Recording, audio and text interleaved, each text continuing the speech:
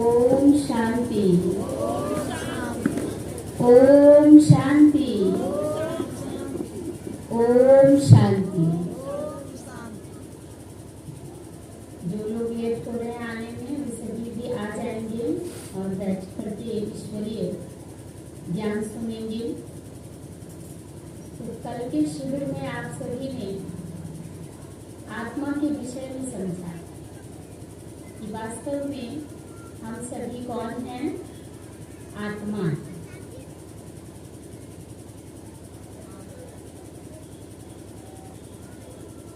तो वास्तव में हम सभी आत्मा हैं और हमारा जो मूल घर है वो कहाँ है? कहाँ है? ब्रह्मलोक कहें या परम धाम, सतलोक कहें, शिवलोक कहें या मूल वतन कहें या अर्श कहें, इन सभी नामों से उस घर को जाना जाता है। घर तो एक ही है लेकिन नाम अनेक है। आज हम सभी परमात्मा के विषय को समझेंगे कि वास्तव में परमात्मा कौन है? परमात्मा। और कल हमने समझा आत्मा। तो छोटा सा एक प्रश्न है जो हम आप सभी से पूछना चाहेंगे। कईयों को तो ना समझने के कारण पहले थोड़ा बुरा भी लगता है। वो प्रश्न है कि आपके कितने पिता हैं? कितने पिता हैं? सबका इशारा एक की तरफ है, मतलब एक पिता है। और वो है कौन?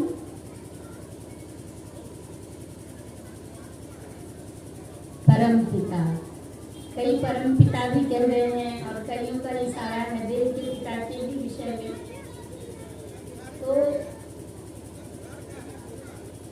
तो इस नाते से हमारे कितने पिता हो गए?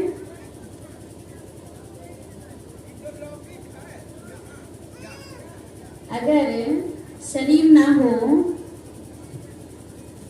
तो हम उस पिता परमात्मा का ध्यान फिर कैसे करेंगे? इसलिए जिस पिता ने शरीर को दिया वो भी तो पिता हुआ ना।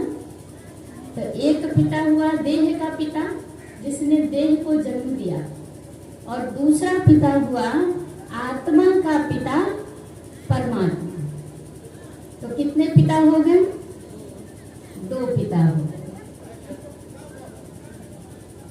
अगर हम बहुत पिता का वर्णन करें तो बहुत पिता हम मानते हैं, मान सकते हैं कि आप पिता समान हैं, चाचा है, ससुर है, बहुत सारे ऐसे लोग हैं जिनकी अवस्थाएं हो गई, पिता समान हैं।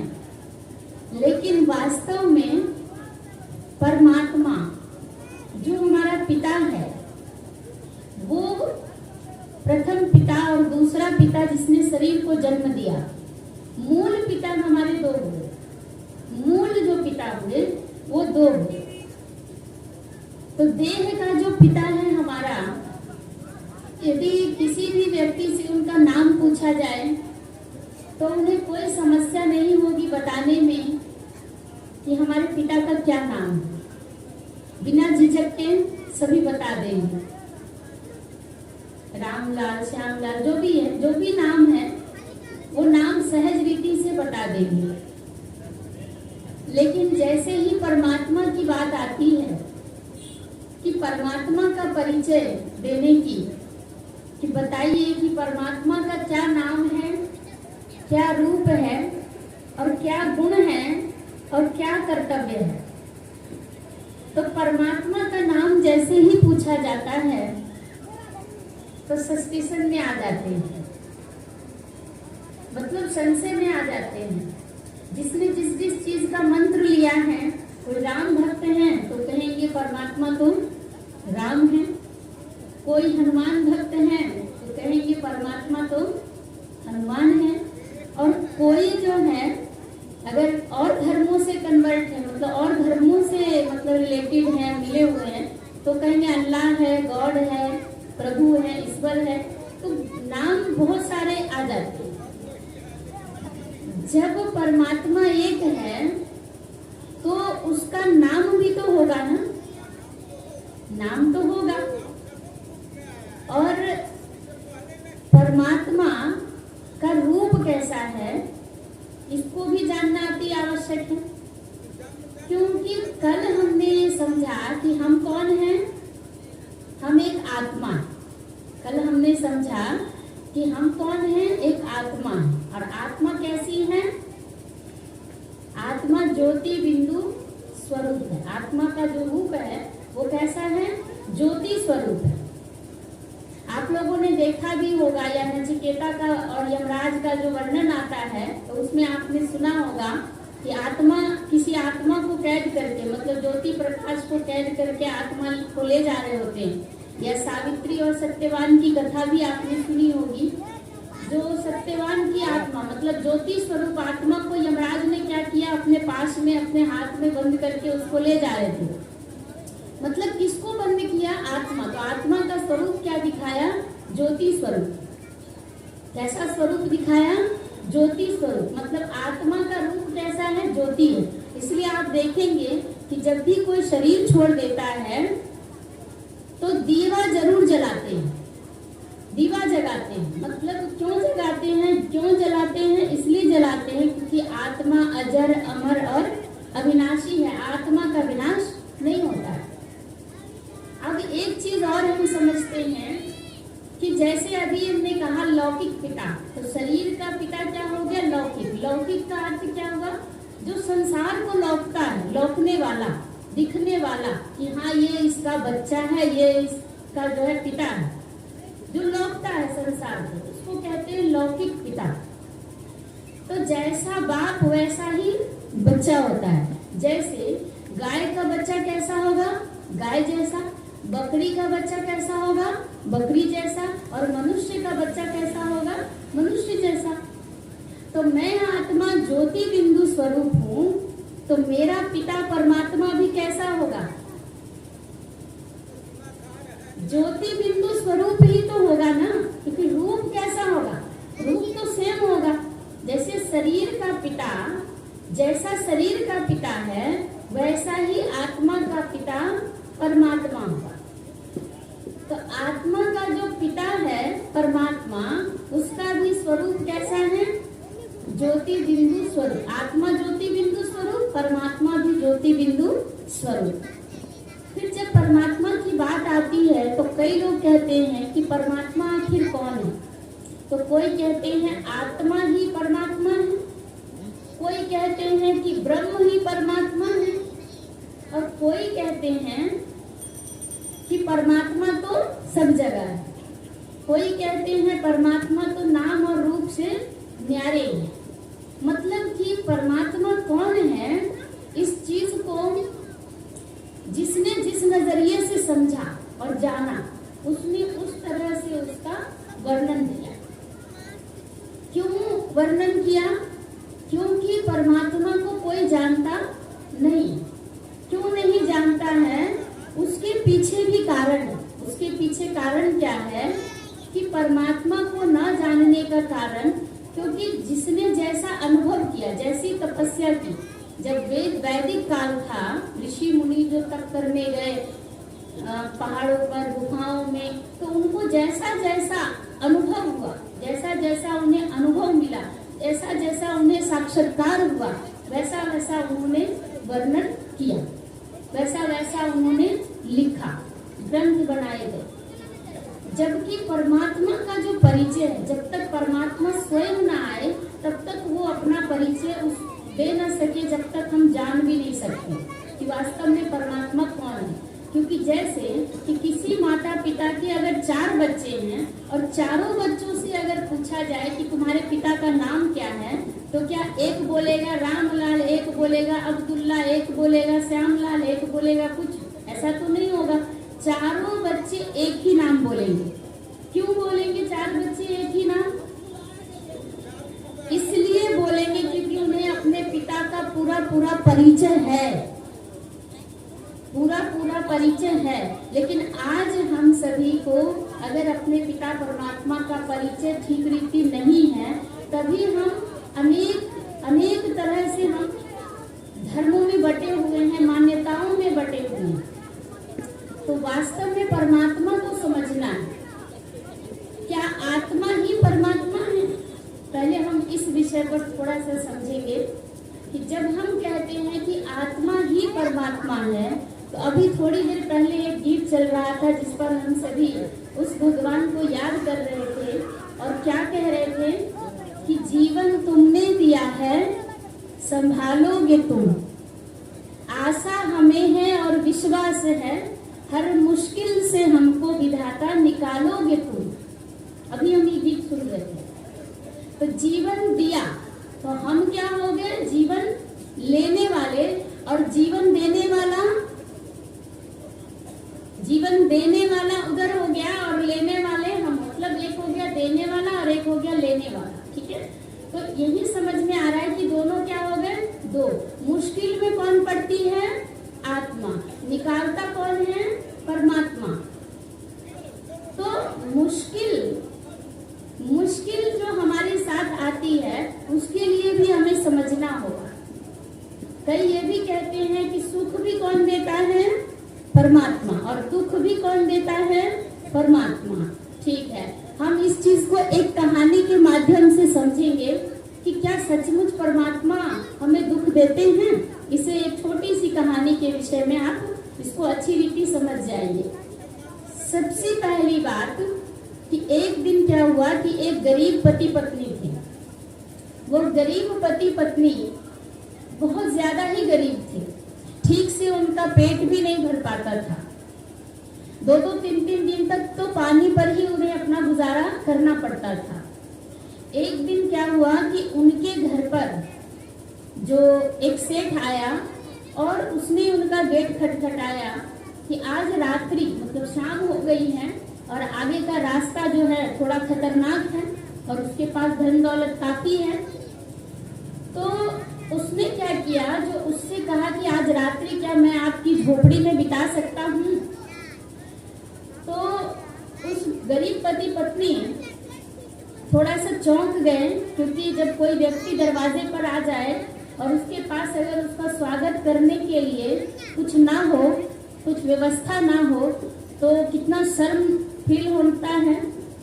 तो उस पति पत्नी ने के भाव को सेठ समझ गया और उसने कहा कि बस मुझे यहाँ रात्रि विश्राम करना है, आप हमारी सेवा की चिंता मत कीजिए। तो उसने कहा कि सेठ जी, बाकी तो कोई बात नहीं है, आप यहाँ रुक सकते हैं, लेकिन मैं कुछ भी आपको खिलाने पिलाने में समर्थ नहीं, क्योंकि हम लोग खुद ही 2 दिन से भूखे हैं। तो उन्होंने कहा कि ठीक है। उन्होंने कुछ पैसे की पोटली निकाल करके और उस गरीब पति पत्नी के हाथ में दिए और उन्होंने कहा जाइए आप बाजार से जो भी आपको लाना है आप लाइए और बनाइए, खुद भी खाइए और हमें भी खिलाइए। तो ठीक है, दोनों पति पत्नी बड़े खुश हुए, क्योंकि बड़े दिनों के बाद उनके घर में थोड़ा बढ़िया भोजन बनने वाला था। बड़ी खुशी से वो भोजन को लेकर के बनाए आए, खीर पूड़ी सब्जी बढ़िया से बनाए और जमाना हो गया था खाए हुए। पेट भर के सेठ जी को भी खिलाया और पति पत्नी ने भी खाया। खाने के बाद जब सोने का समय आया तो पति पत्नी ने कहा कि हम लोगों के पास जो टूटी चारपाई है, इसी चारपाई को सेठ जी को दे देते हैं और हम लोग नीचे सो जाएंगे। तो उन्होंने कहा कि ठीक है। तो फटी हुई दरी बिछाकर, जो था उनके पास, वो बिछा करके उन्होंने कहा सेठ जी आप यहाँ आराम कर लीजिए और कल आपको तो सवेरे निकलना है तो आप आराम से आराम कीजिए, अब यहाँ डरने की कोई बात नहीं है। उससे पहले पत्नी अपना बिछावन करके नीचे कर दी, जो पति भी अपना सो जाएगा और वो सेठ भी सोने की तैयारी में था। पत्नी जा रही थी गेट बंद करने, तब तक में सेठ जी अपना कुर्ता उतार कर जो संदूक, जो बैग, जो बक्सा लेकर के आए थे उसमें वो अपना कुर्ता रख रहे थे।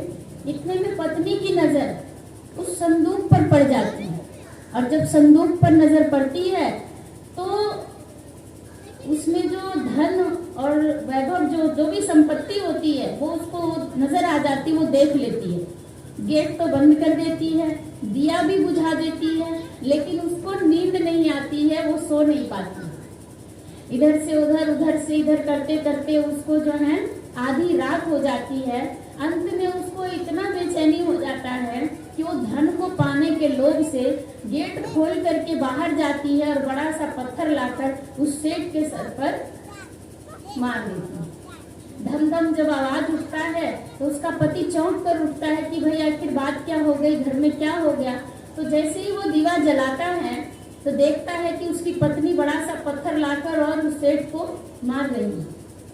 फिर क्या हुआ कि उसका जो पति था वो उसको मारना चाह रहा था, डांटना चाह रहा था कि उतने में ही पत्नी उसके मुंह पर हाथ रख देती है और बक्सा खोलकर उसको दिखा देती है। जैसे ही बक्सा खोलकर उसको दिखाती है वो धन देखकर वो पति भी चुप हो जाता है। दोनों पति पत्नी गड्ढा खोदकर घर में ही उस सेठ को डाल देते हैं और मिट्टी से ढक देते हैं। इतना धन वैभव होता है उस बक्से में कि वो शहर में चला जाता है उस बक्से को लेकर के और वहाँ अपनी जमीन खरीदता है। जमीन खरीद करके वहाँ मकान बनाता है। पत्नी अपने लिए अच्छे अच्छे कपड़े और गहने जेवर बनाती है। इसके बाद गाड़ी खरीदते कंपनी शुरू करता है और कंपनी शुरू करने के बाद वो कंपनी बहुत तेजी से विकास की तरफ चलती है। गाड़ी मकान सब कुछ हो जाता है और 1 साल के अंदर अंदर उसके पास उसका एक बच्चा पैदा होता है, बेटा। बहुत ही सुंदर सुशील बेटा उसको जन्म लेता है उसके घर में। जब बेटा आता है तो वो बेटा को इतना ज्यादा पढ़ाती है लिखाती है कि वो इतना पढ़ता है कि विदेश तक चला जाता है। वो बहुत पढ़ाई लिखाई करता है। जब कमाने का समय आता है उसके पुत्र का तो पुत्र वापस आता है और वापस आने के बाद जब कमाने के लिए वो अप्लाई देने जाता है लेकिन उतने में ही वो बीमार हो जाता है और ऐसा बीमार होता है कि उसका इलाज कराते कराते वो विदेश तक चला जाता है लेकिन उसका इलाज नहीं होता। उसके चक्कर में उसका कमाया हुआ सारा धन खत्म हो जाता है। कंपनी बेचनी पड़ती है, मकान बेचना पड़ता है, गाड़ियां बेचनी पड़ती है और जितना दौलत कमाया हुआ था जो क्या कहते हैं गहने जेवर उसकी माँ पत्नी ने जो बनाए थे अपने लिए वो सारा जेवर तक बेचना पड़ जाता है। मतलब एक एक चीज बेच देता है लेकिन उसके बच्चे की स्थिति ठीक नहीं होती है। अंत में दोनों पति पत्नी उसी स्थिति में आ जाते हैं जिस स्थिति में वो पहले थे। जैसे ही उस स्थिति में आते हैं तो वो स्थिति में आते ही बेटे के पास दोनों पति पत्नी रोते हुए पहुंचते हैं और कहते हैं बेटा अब तो कुछ भी नहीं बचा। तो जैसे ही बोलता है कि बेटा अब कुछ नहीं बचा तो बेटा क्या बोलता है, बेटा कहता अब कुछ नहीं बचा, कुछ नहीं बचा, ठीक है अब मैं चलता हूँ। तो वो बेटा कौन था? वो बेटा वही सेठ था जिसको पत्थर से मार मार करके उसको जबरदस्ती शरीर छुड़ा दिया धन के कारण। वो अपना धन वापस लेने आया था और जब पूरी पाई वसूल हो गई इसके बाद वो चला गया। तो क्या ये सही हुआ या नहीं हुआ? सही होना चाहिए था या नहीं होना चाहिए था ऐसा? तो अब क्या उसके बेटे का प्राण भगवान ने लिया या उस सेठ का प्राण भगवान ने लिया? किसने लिया? वो कर्म किसने बिगाड़ा? हम बिगाड़ रहे हैं। तो दुख जो आया उसके जीवन में, जो पुत्र विहीन हो गई, धन विहीन हो गई, संपत्ति विहीन हो गई, सब कुछ चला गया उसके जीवन से, उसका मान सम्मान सब खत्म हो गया। तो उसके पीछे जो कारण था वो क्या कारण था? उसका अपना किया हुआ कर्म। तो वास्तव में परमात्मा यदि दुख देते तो हम सभी जब आरती गाते हैं तो उसमें हम क्या कहते हैं? दुख हरता सुख करता, दुख हरता। तो जैसे ही हम ये कहते हैं कि दुख हरता है वो, और क्या है? सुख करता। आप देखिए एक जरा सी ठेस लगती है तो मुंह से क्या निकलता है? कोई कहता है हे भगवान, कोई कहता है या अल्लाह, कोई कहता है हे प्रभु, कोई कहता है हे राम जी, कोई कृष्ण जी, मतलब कि ठेस लगी, मतलब क्या, मतलब अब हमें बचाओ, मतलब आप ही बचाने वाले हो। तो जो दुख देगा, अगर रोज कोई आपको 4 लाठी मार रहा है या 4 गाली दे रहा है, तो क्या आप उससे सुख की कामना करेंगे? आपको उसकी याद आएगी? नहीं आएगी। अगर कभी आप मुसीबत में पड़े और अगर किसी व्यक्ति ने आपको तन से, मन से, चाहे धन से, चाहे संपत्ति से, चाहे समय से अगर आपका साथ दिया हो, तो जब भी आप पे मुसीबत आएगी आपको फौरन उसी की याद आएगी और फौरन उसके पास जाएंगे अपनी मदद के लिए कि वो मेरी मदद जरूर करेगा। तो यदि भगवान हमें मदद नहीं करता, यदि भगवान हमें दुख देता, भगवान हमें दंड देता, भगवान हमें हमारे कर्मों का फल देता, तो फिर क्या होता? तो फिर हम उसे याद ही क्यों करते? दुख देने वाले को कभी याद नहीं किया जाता है, सुख देने वाले को याद किया जाता है। इसीलिए कहा जाता है दुख में सुमिरन सब करे और सुख में करे न कोई। क्यों दुख में सुमिरन होता है? क्योंकि भगवान क्या देते हैं? हमें सुख देते हैं। इसीलिए हम हर परिस्थिति में, हर विपरीत स्थिति में भी उसको ही याद करते हैं। डॉक्टर भी जब परेशान हो जाता है, आप समझता है अब मेरे हाथ से ये केस निकल जाएगा, तो वो भी उस अपने परिजनों को, जो भी उसके पेशेंट के जो परिजन हैं, रोगी के जो परिजन है, परिवार संबंधी है, उनको भी क्या कहता है? भगवान पे भरोसा रखिए, भगवान ही अब जो करेंगे करेंगे, मेरे हाथ में अब कुछ भी नहीं है। इसका मतलब क्या हुआ कि उबारने वाला है भगवान, बचाने वाला है भगवान, हमारी बेड़ी, डूबी हुई बेड़ी को पार लगाने वाला है भगवान। लेकिन कब लगाएगा? कब लगाएगा? लगाएगा तब जब हम वैसे कर्म करेंगे। हमारे ही कर्म हमें डुबाते हैं और हमारे ही कर्म हमें उबारते हैं। तो वास्तव में यदि आत्मा परमात्मा होती तो हम आत्मा डूबते ही नहीं, क्योंकि परमात्मा कभी डूबता नहीं। परमात्मा के लिए क्या कहा गया? उनकी गुण में कहा गया तू प्रेम का सागर है, शांति का सागर है, आनंद का सागर है, ज्ञान का सागर है।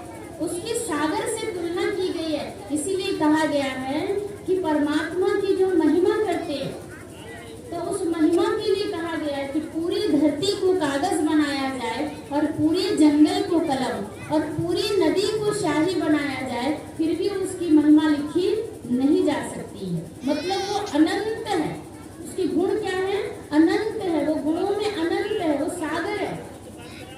तो उस सागर की महिमा नहीं की जा सकती। तो परमात्मा जो है उसके लिए हम सभी कहते हैं कि परमात्मा एक है। तो आत्मा परमात्मा का बच्चा है, आत्मा परमात्मा की संतान है, आत्मा परमात्मा नहीं है। कई लोग कहते हैं कि देखिए मैं पिता हूँ, मेरा बच्चा है, उसकी शादी कर दूंगा तो वो भी पिता बन जाएगा कि नहीं बन जाएगा? बन जाएगा। लेकिन आपका पिता तो नहीं बनेगा।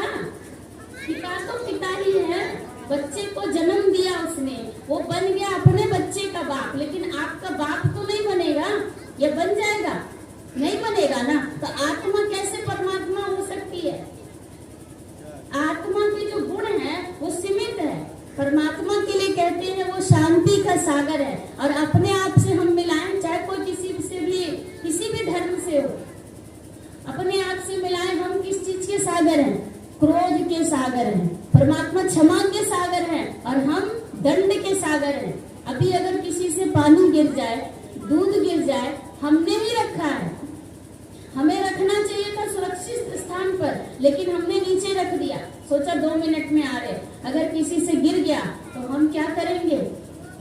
बहुत कुछ नहीं तो जरूर थोड़ा डांट जरूर देंगे, और जिसको ज्यादा गुस्सा आएगा तो पीट भी देगा, उसको और ज्यादा गुस्सा आएगा तो उसका गर्दन दबा के मारने भी लगेगा।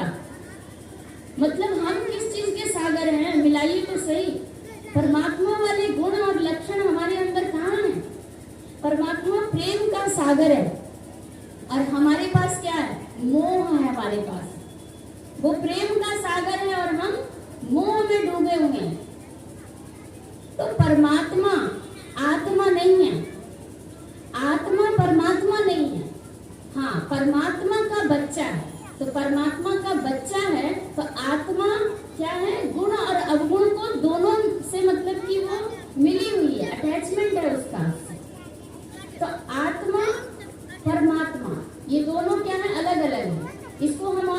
सा डीप में जाकर के समझेंगे। आत्मा जन्म और मृत्यु दोनों के चक्रों में है। आत्मा जन्म भी लेती है और मरती भी है, लेकिन परमात्मा जन्म और मरण से परे है। वो जन्म नहीं लेते और ना ही मरते हैं, वो अजन्मा है। इसका प्रूफ भी मिलता है।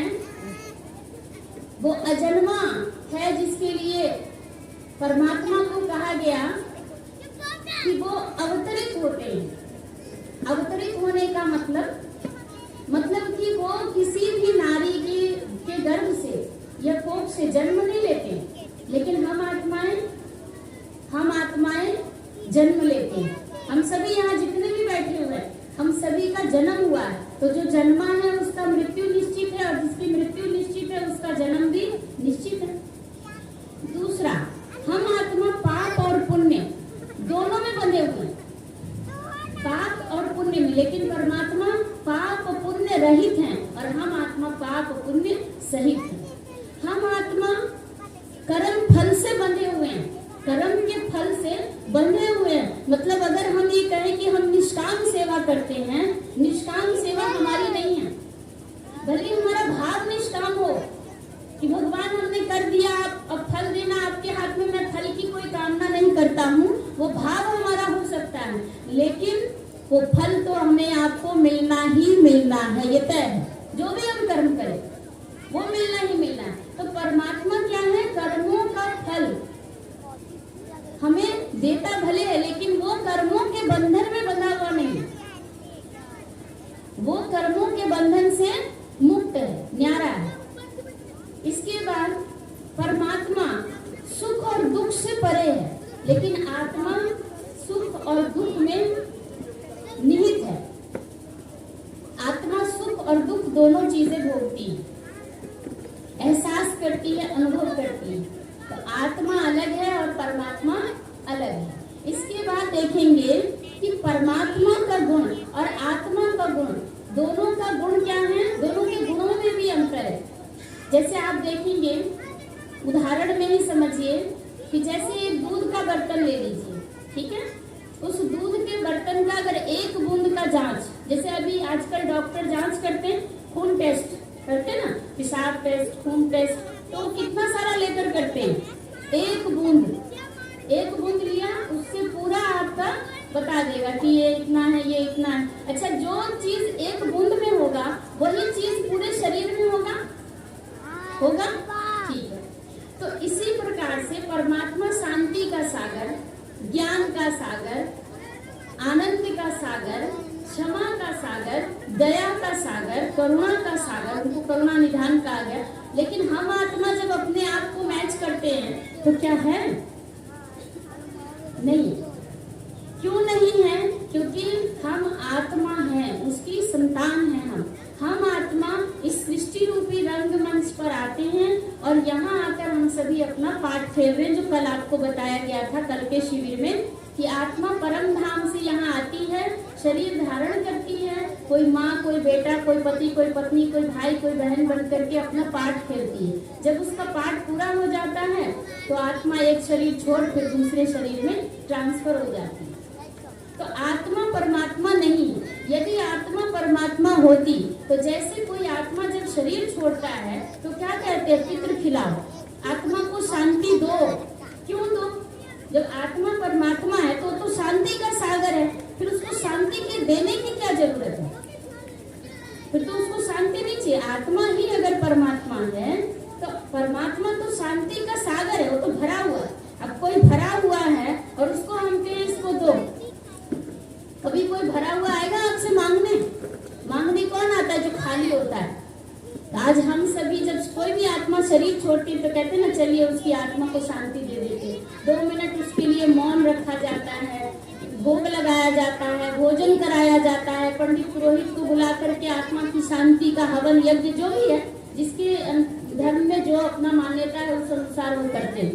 मतलब क्या हुआ कि आत्मा खाली है और परमात्मा भरा हुआ। तो आत्मा परमात्मा नहीं है, आत्मा परमात्मा की संतान है। फिर हम सभी एक जगह और कहते हैं, ईश्वर अंश जीव अविनाशी। इस चीज को समझना है। जैसे आपका बच्चा जो है वो आपका अंश है या आपका वंश है? हमारा वंश है ना वो, लेकिन आया कहाँ से है? अंश से ही आया है। लेकिन उसको कभी आप अंश नहीं कहेंगे, क्या कहेंगे उसको? हमारा वंश है, हमारा वंश बढ़ाने वाला है, तो हमारा वो वंश हुआ। तो इसी प्रकार से परमात्मा कि यदि हम अंश होते, लेकिन परमात्मा की गुण महिमा में हम गाते हैं, क्या गाते हैं? इसकी महिमा में गाया जाता है वो अजर है, अमर है और अविनाशी है। आत्मा भी अजर है, अमर है और अविनाशी है। तो परमात्मा जब अजर है, अमर है, अविनाशी है, तो जब वो अविनाशी है मतलब उसका कोई विनाश नहीं कर सकता, उसका कोई टुकड़ा नहीं कर सकता, उसका कोई भाग नहीं कर सकता, तो फिर हम उसके अंश कैसे हुए? हम उसके वंश हैं। और अंश जो हम कहते हैं वो अंश किस चीज का है? वो है परमात्मा सागर है, और उस सागर का जो अंश है वो क्या है? गुणों का अंश है हमारे अंदर, उसके गुणों का अंश है। जो कल आप लोगों को बताया गया कि आत्मा क्या है, किस चीज से बनी हुई है? किस चीज से आत्मा बनी हुई है? जैसे शरीर के लिए कहते हैं ना, शरीर किस चीज से बना है? 5 तत्वों से शरीर बना है। और आत्मा किस चीज से बनी है? आत्मा 7 गुणों से मिलकर बनी हुई है, इसलिए उसको सतोगुणी कहा गया है। और जब वही 7 गुण आत्मा के जन्म लेते लेते धीरे धीरे धीरे धीरे जब आत्मा गिरती चली जाती है तो वही तमोगुण में आ जाती है। सतोगुण, रजोगुण और तमोगुण में प्रवेश कर जाती है, और उस समय फिर आत्मा बिल्कुल ही तम में चली जाती है, मतलब अंधकार स्वरूप में आ जाती है। तो परमात्मा आत्मा नहीं है, आत्मा का स्थान अपना है, परमात्मा का स्थान अपना है। हाँ, हम आत्मा जब अपने श्रेष्ठ कर्मों को करते हैं, जब हम अपने श्रेष्ठ कर्मों को करते हैं, उस कर्म के अनुसार हम आत्माओं का नाम पड़ता है। जैसे अगर देव आत्मा, जैसे श्री राम, श्री कृष्ण जी ने दिव्य कर्म किए, मर्यादा पुरुषोत्तम उनको कहा गया, असुरों का संहार किया, उन्होंने अपनी जो मर्यादाएं थी, जो चरित्र था वो उन्होंने बताया, तो उनको क्या कहा गया? देव आत्मा, मतलब वो दिव्य कर्म करने वाले हुए, इसलिए उनको कहा गया देव आत्मा। फिर जो धर्म स्थापन करने आए उन्हें कहा गया धर्म आत्मा। इसके बाद जो महान कर्म किए तो उन्हें क्या कहते हैं? महात्मा, महान आत्मा, मतलब महान कर्म करने वालों को महात्मा कहा गया। और फिर जिसने बहुत दान पुण्य किया तो कहते अरे ये बहुत पुण्य आत्मा है, इसने बहुत दान पुण्य किया, ये पुण्य आत्मा, तो उसको पुण्य आत्मा कहा गया। और जिसने पाप कर्म किया, बुरा कर्म किया, उसको क्या कहा गया? पाप आत्मा। अरे ये दुष्ट आत्मा, इसका आत्मा बड़ा दुष्ट है, इसके अंदर भावना नहीं है। मतलब कि जैसा कर्म हमने किया वैसा नाम हमें मिला, वैसा नाम हमें मिला। तो आत्मा जैसा कर्म करती है वैसा नाम उसका पड़ता है। परमात्मा ने जैसा कर्म किया वैसा नाम उनको भी मिलता है, इसलिए उनका जितना भी नाम है वो सारे गुणवाचक और कर्तव्यवाचक हैं। और उनका जो स्वरूप है उस स्वरूप का हम सब पूजन भी करते हैं, गायन भी करते हैं और मान्यताएं भी देते हैं, लेकिन गहरी रीति से हम जानते नहीं। जैसे परमात्मा का जो स्वरूप अभी आपको बताया गया, आत्मा का स्वरूप क्या है? ज्योति स्वरूप। तो परमात्मा का स्वरूप भी कैसा होगा? आत्मा के पिता का स्वरूप भी कैसा होगा? ज्योति स्वरूप होगा। तो ज्योति स्वरूप होने के कारण हम उनका जो स्वरूप है वो हम किस रूप में पूजते हैं? ज्योतिर्लिंगम के रूप में पूजते हैं। हमारे भारत में 12 ज्योतिर्लिंगों का गायन है, तो ज्योतिर्लिंग के रूप में पूजते हैं। क्यों पूजते हैं ज्योतिर्लिंग? मतलब कहते हैं ज्योतिर्लिंग और पूजते किस रूप में है? पिंडी के रूप में पूजते हैं। इसका अर्थ क्या है ये समझना है। बोलते हैं ज्योति स्वरूप, ज्योति स्वरूप निराकार, मतलब निराकार ज्योति बिंदु स्वरूप परमात्मा का रूप है, और उनका पूजन भी निराकार स्वरूप में ही होता है। तो आत्मा का रूप भी ज्योति बिंदु और आत्मा के पिता परमात्मा का रूप भी ज्योति बिंदु। फिर हम ये समझते हैं कि उनका जो हमने अभी जो कहा, जैसे हम दुनिया में समझते हैं कि परमात्मा कौन है, तो ब्रह्म है परमात्मा। अभी हमने पूछा, अभी कल के सेशन में बताया गया, कल के शिविर में, कि हमारा जो घर है उसका नाम क्या है, ब्रह्मलोक। तो ब्रह्मलोक, अब ये जो घर है, मान के चलिए ये घर है, तो मैं घर हूँ या मैं घर का मालिक हूँ? मैं घर का मालिक हूँ। घर में रहने वाले से कनेक्शन जोड़ना है या घर से कनेक्शन जोड़ना है? घर में रहने वाले से अगर आपको कुछ काम हो तो आप उसके घर से जाकर बात करेंगे क्या, या जो घर में होगा व्यक्ति उससे बात करेंगे? तो ब्रह्म क्या है, वो हमारा घर है, ब्रह्मलोक। इसीलिए कहा जाता है पार ब्रह्म का रहने वाला, पार ब्रह्म का रहने वाला, मतलब हमारा जो घर है वो कहाँ है, पार ब्रह्म। तो परमात्मा जो है वो पार ब्रह्म के रहने वाले हैं, लेकिन हमने कहाँ से कनेक्शन जोड़ा, ब्रह्म से। तो ब्रह्म परमात्मा नहीं है, ब्रह्म लोक का रहने वाला है। तो जब वो ब्रह्म लोक का रहने वाला है तो मैं आत्मा भी ब्रह्म लोक की ही रहने वाली हूँ। इसके बाद कहते हैं कि तत्व परमात्मा है, प्रकृति परमात्मा है। प्रकृति यदि परमात्मा होती तो हम क्या कहते, प्रकृति है क्या? 5 तत्व को प्रकृति कहा गया। 5 तत्व कौन कौन सा? क्षिति जल पावक गगन समीरा। कहते जल किसने दिया? भगवान ने दिया। हवा कौन दे रहा? भगवान दे रहा। अग्नि किसने दिया? भगवान ने दिया। धरती किसने दिया रहने के लिए? हमें भगवान ने दिया। तो इसका मतलब धरती, आकाश, हवा, पानी ये भगवान नहीं है, भगवान की बनाई हुई चीज है, मतलब वो रचयिता है। और ये 5 तत्व क्या है? उनकी रचना है। तो रचना बड़ी या रचयिता बड़ा? कहीं हम घूमने जाते हैं तो बड़ा सुंदर सुंदर नजारा देखने को मिलता है, कहीं झरना है, कहीं फूल है, कहीं कुछ है, फल है, तो क्या कहते हैं, कितना सुंदर भगवान ने बनाया, प्रकृति कितनी सुंदर है। मतलब क्या हुआ कि प्रकृति की रचना करने वाला कौन है?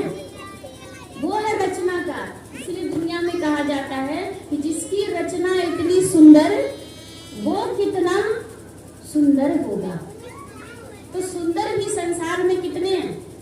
तो प्रथम की बाद में बात करेंगे, पहले द्वितीय स्थान पर देखते हैं कि द्वितीय में कहा गया है कि 2 है सबसे सुंदर। कौन? तो कहते जग में सुंदर हैं 2 नाम, चाहे कृष्ण कहो या राम। कहते हैं ना, तो जग में सुंदर हैं 2 नाम, चाहे कृष्ण कहो या राम। अब इसको भी हमें समझना है कि आखिर वो कौन है। फिर उनसे ऊपर किसको कहा गया सुंदर? जो कि अकेला है। इसके लिए कहा गया, जो आपने गीत भी सुना होगा, ईश्वर सत्य है, सत्य ही शिव है और शिव ही सुंदर है। तो यहाँ जैसे ही 2 नाम आया तो ये 2 विशेष हो गए, राम और कृष्ण। ये 2 विशेष रचना है परमात्मा में, 2 रचना है। जिस रचना ने आकर क्या किया? जिस रचना ने आकर के संसार में हमें जीना सिखाया, कर्मों को श्रेष्ठ बनाना सिखाया, तो परमात्मा ने उन दोनों को क्यों भेजा सृष्टि पर? कहते हैं वो किसके अवतार हैं? कईयों को लग रहा होगा कि वो भगवान हैं, वास्तव में भगवान क्यों उनको कहते हैं उसको भी समझना है। भगवान, लेकिन भगवान कितने हैं? एक है, परमात्मा एक है। तो परमात्मा जो है वो एक है और उनकी बनाई हुई जो रचना है, जैसे श्री कृष्ण और श्री राम। तो श्री कृष्ण और श्री राम ये किनके अवतार हैं? विष्णु के अवतार हैं, नारायण के अवतार कहे जाते हैं। ठीक है, तो नारायण को भी हम किस रूप में पूजते हैं? नारायण के लिए भी कहा जाता है, कहते हैं भक्ति में मंत्र जपते हैं कि ब्रह्मा देवताए नमः, विष्णु देवताए नमः। मतलब कि जो मुख्य देव हैं उन देवों में मुख्य स्थान 3 देवताओं का आता है, ब्रह्मा, विष्णु और शंकर। ये 3 देवताओं का जो है मुख्य स्थान आता है। तो देवी देवता कितने हो गए हैं? गिनती में कितने होंगे देवी देवता? 33 करोड़ देवी देवता देवता हैं, 33 कोटि को 56 कोटि भी कहते हैं देवी देवता। तो गिनती कितने की है, लेकिन है करोड़ों में, ठीक है, एक नहीं है। लेकिन उन करोड़ों में से 3 का स्थान क्या है, प्रमुख है। उन करोड़ों देवताओं में से 3 देवताओं का स्थान प्रमुख है। इसके बाद हम एक श्लोक के माध्यम से इसको समझेंगे। बड़ा सुंदर श्लोक है।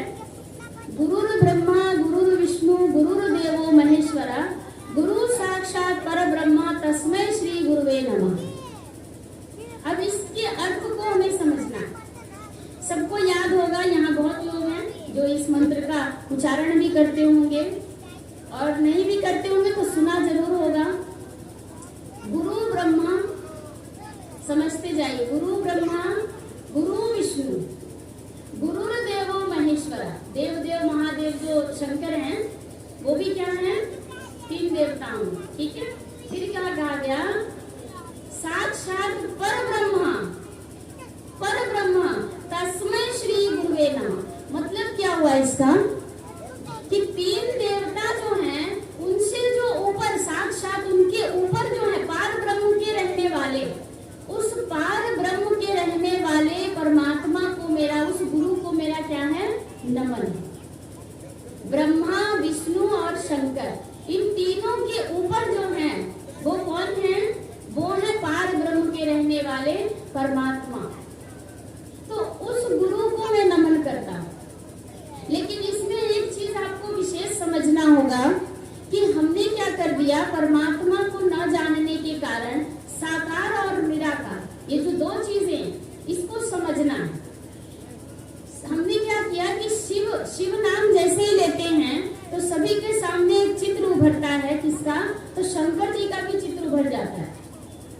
मतलब शंकर और शिव दोनों को हम क्या मानते हैं, एक मानते हैं।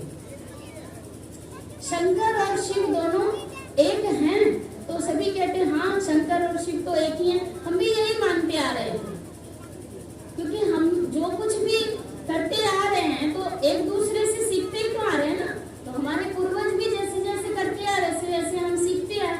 लेकिन अब समझ में आया, जब इस ज्ञान से जुड़े तो समझ में आया कि परमात्मा को हम जो ढूंढ रहे हैं सभी जगह, अनेक रूपों में हम ढूंढ रहे हैं।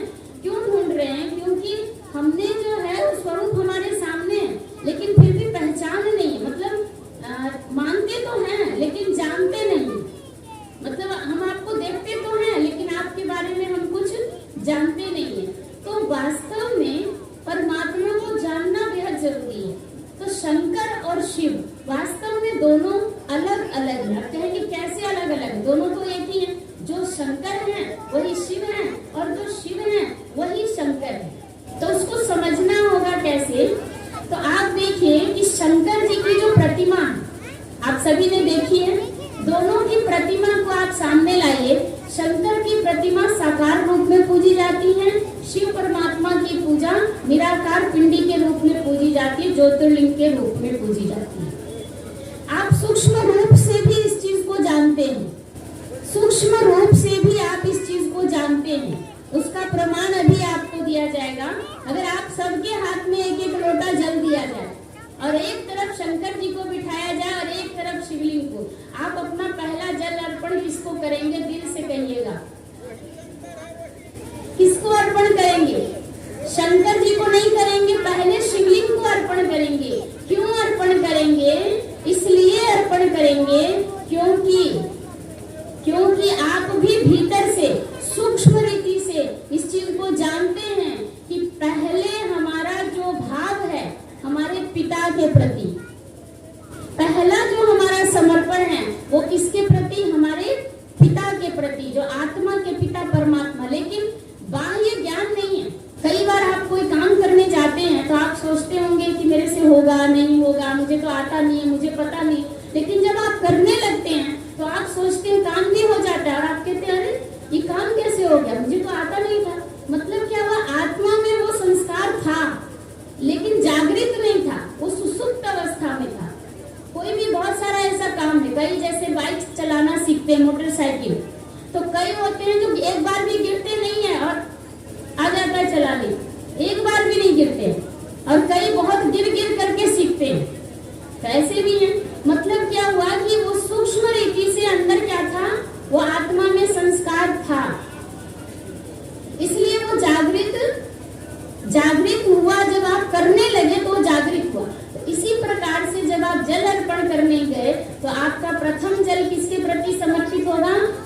परमात्मा के प्रति। बाद में तो आप गणेश को भी डाल दें, पार्वती को भी डाल दें, शंकर जी को भी डाल दें, नंदी को भी डाल दें, पीपल को भी डाल दें, तुलसी को भी डाल दें, आप जिसको भी डालते जाए, लेकिन प्रथम जल आपका किसके प्रति होगा? परमात्मा शिव के प्रति होगा। मतलब सूक्ष्म रीति से आपको भी इसका ज्ञान है। इसका अब दूसरा अंतर हम समझते हैं कि शंकर और शिव, आप दोनों के जो कार्य हैं उसमें भी अंतर है। शिव शब्द का अर्थ, हमारे बीच में जो बैठे हैं वो जानते होंगे कि शिव शब्द का अर्थ क्या है। शिव शब्द का अर्थ है कल्याणकारी। क्या अर्थ है? कल्याणकारी। तो शिव परमात्मा क्या है? कल्याणकारी। शिव का अर्थ ही है कल्याणकारी। और शंकर का अर्थ क्या हुआ? शंकर का काम क्या है? इनका काम है कल्याण करना, और शंकर जी का काम क्या है? संहार करना। उनका काम क्या है? संहार करना। तो दोनों का काम में भी कितना अंतर हो गया। शंकर जी का काम है संहार करना, दुष्टों का संहार करते हैं, और शिव शब्द का अर्थ क्या है? कल्याणकारी। तो कर्म कल्याण का करते हैं, तभी तो उनका नाम है कल्याणकारी। इसके बाद आप देखिए, शंकर जी क्या है? गृहस्थ देवता। शंकर जी क्या है? गृहस्थ देवता। लेकिन परमात्मा की कोई गृहस्थी नहीं है, इसलिए कहा जाता है गॉड इज वन। परमात्मा एक है, सबका मालिक एक है, ईश्वर एक है, दो नहीं है। क्योंकि जैसे दो आएगा तो स्त्री पुरुष दोनों आ गए ना। जैसे शंकर जी का शादी किससे हुआ? पार्वती से, तो उनकी गृहस्थी है, लेकिन परमात्मा शिव की कोई गृहस्थी नहीं है। शंकर जी कितने बच्चों के पिता हैं? तो कहते हैं कि 2 बच्चों के पिता हैं। जैसे आज की दुनिया में भी कोई 1 बच्चे के, कोई 2 बच्चे के, कोई 3, कोई 4, कोई 10, जिसके जितने भी हैं। इसी तरह शंकर जी भी कितने बच्चों के पिता हैं? 2 बच्चों के पिता हैं। लेकिन शिव 2, 4, 10 के नहीं, बल्कि पूरे विश्व के पिता हैं, जगत पिता हैं। इसलिए उनका मंदिर भी है विश्वनाथ। इसीलिए उनको अंग्रेजी में क्या कहा जाता है? God father.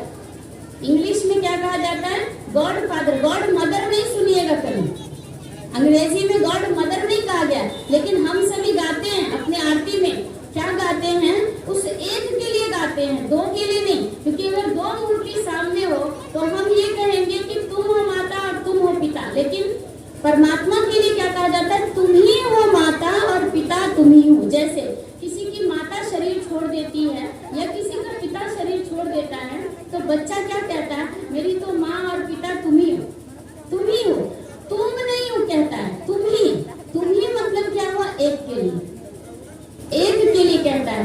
तो इसी प्रकार से हम आत्मा का जो पिता है वही माता भी है और पिता भी है, सखा भी है और बंधु भी है। मतलब सर्व संबंध हमारा उसके साथ है। तो आत्मा का जो पिता है परमात्मा, उससे हमारा सर्व संबंध है। लेकिन जैसे ही हम देह में आते हैं तो हमारे संबंध बदल जाते हैं। क्यों बदल जाते हैं? क्योंकि शरीर किसी का पुरुष का है, अब उसको बहन तो नहीं कह सकते ना। किसी का स्त्री का शरीर है तो उसको भाई नहीं कह सकते।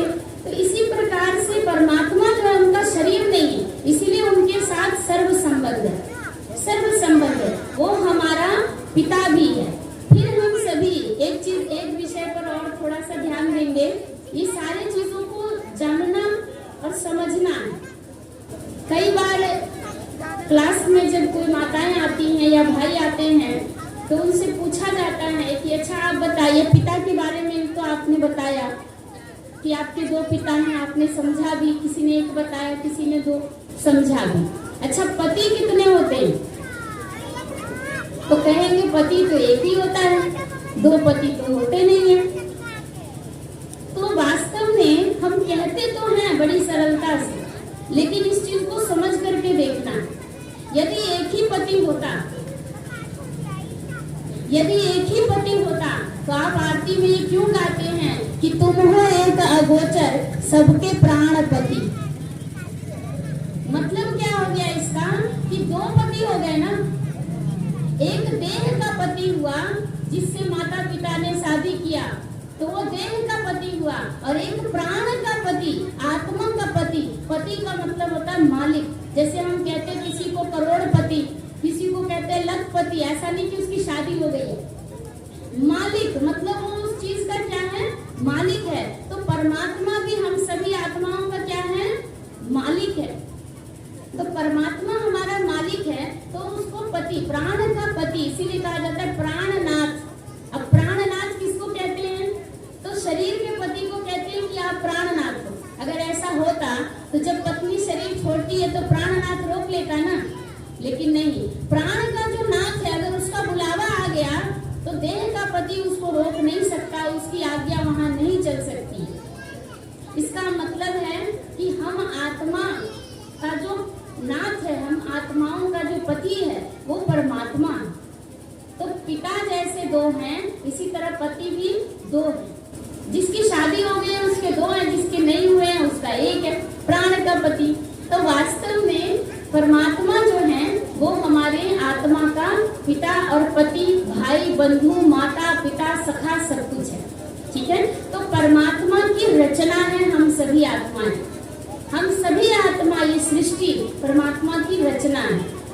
इसके बाद परमात्मा जिनको हम सभी याद करते हैं, और याद करने के साथ साथ केवल हम ही याद नहीं करते हैं। आपने देखा होगा कि शंकर जी की भी मूर्ति को, जो सदैव अर्ध खुली आंखों में रहता है, आधा आंख बंद आधा आंख खुला हुआ, वो ध्यान मुद्रा में दिखाया गया है उनको। क्या आप लोगों ने कभी अपनी तस्वीर की पूजा की है? अपनी फोटो की पूजा की है? नहीं। अपने दादा का, परदादा का, माता का, पिता का, या देवी देवताओं का, भगवान का, इनका पूजा हम सभी करते, भी मानते, करते, लेकिन अपनी फोटो की पूजा नहीं करते। लेकिन शंकर जब ध्यान में बैठते हैं तो आप देखेंगे कि उनके आगे किसकी पिंडी रखी हुई है? उनके आगे शिवलिंग रखा होता है। जब वो ध्यान में बैठते हैं तो उनके आगे शिवलिंग रखा हुआ है। तो जब शंकर ही शिव है और शिव ही शंकर है, तो फिर वो अपनी मूर्ति को आगे रखकर क्यों याद कर रहे हैं? इसका मतलब है कि उनसे भी जो श्रेष्ठ है, उनसे भी जो ऊंचा है, वो कौन है? वो है परमात्मा। परमात्मा, तो परमात्मा जो है वो सर्वोपरि है, सर्वोपरि है। तो परमात्मा को याद करते हैं, मतलब वो योगी है। और शिव परमात्मा को क्या कहा गया? योगेश्वर, माने योग सिखाने वाला ईश्वर। जिसके लिए हमारे रामायण में भी आता है कि बिनु पग चले ही सुने ही बिनु काना, बिनु कर कर्म कर ही विधि नाना।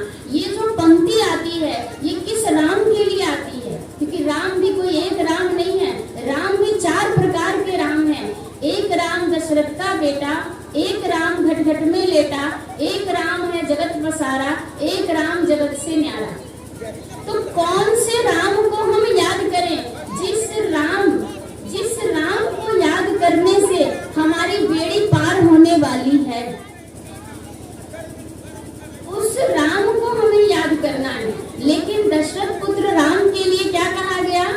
उनके लिए कहा गया ठुमक चलत रामचंद्र बाजत पैजनिया। तो वो राम जो हुए वो क्या, कौन से राम हुए? वो रचना है। किस राम की? वो जो जगत से न्यारा राम है, उस राम की रचना है। जो जगत से न्यारा राम है, उस राम की वो रचना है। और ये जो राम है, श्री राम, दशरथ पुत्र राम, ये राम रचना में, और रचयिता कौन है? निराकार राम, जिसका वर्णन रामायण में भी आता है। और उसमें रामायण में ही कहा गया, शिवद्रोही ममदास कहावा, सो नर मोही सपनों नहीं भावा।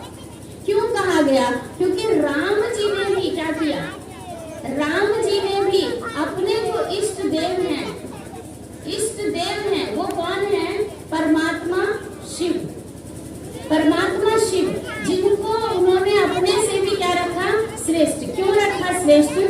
क्योंकि वो गुणों में अनंत हैं, क्योंकि वो ज्ञान के सागर हैं, क्योंकि वो प्रेम के सागर हैं। तो परमात्मा जो है वो आत्मा से भिन्न है। परमात्मा का जन्म किसी माता के गर्भ से नहीं होता। परमात्मा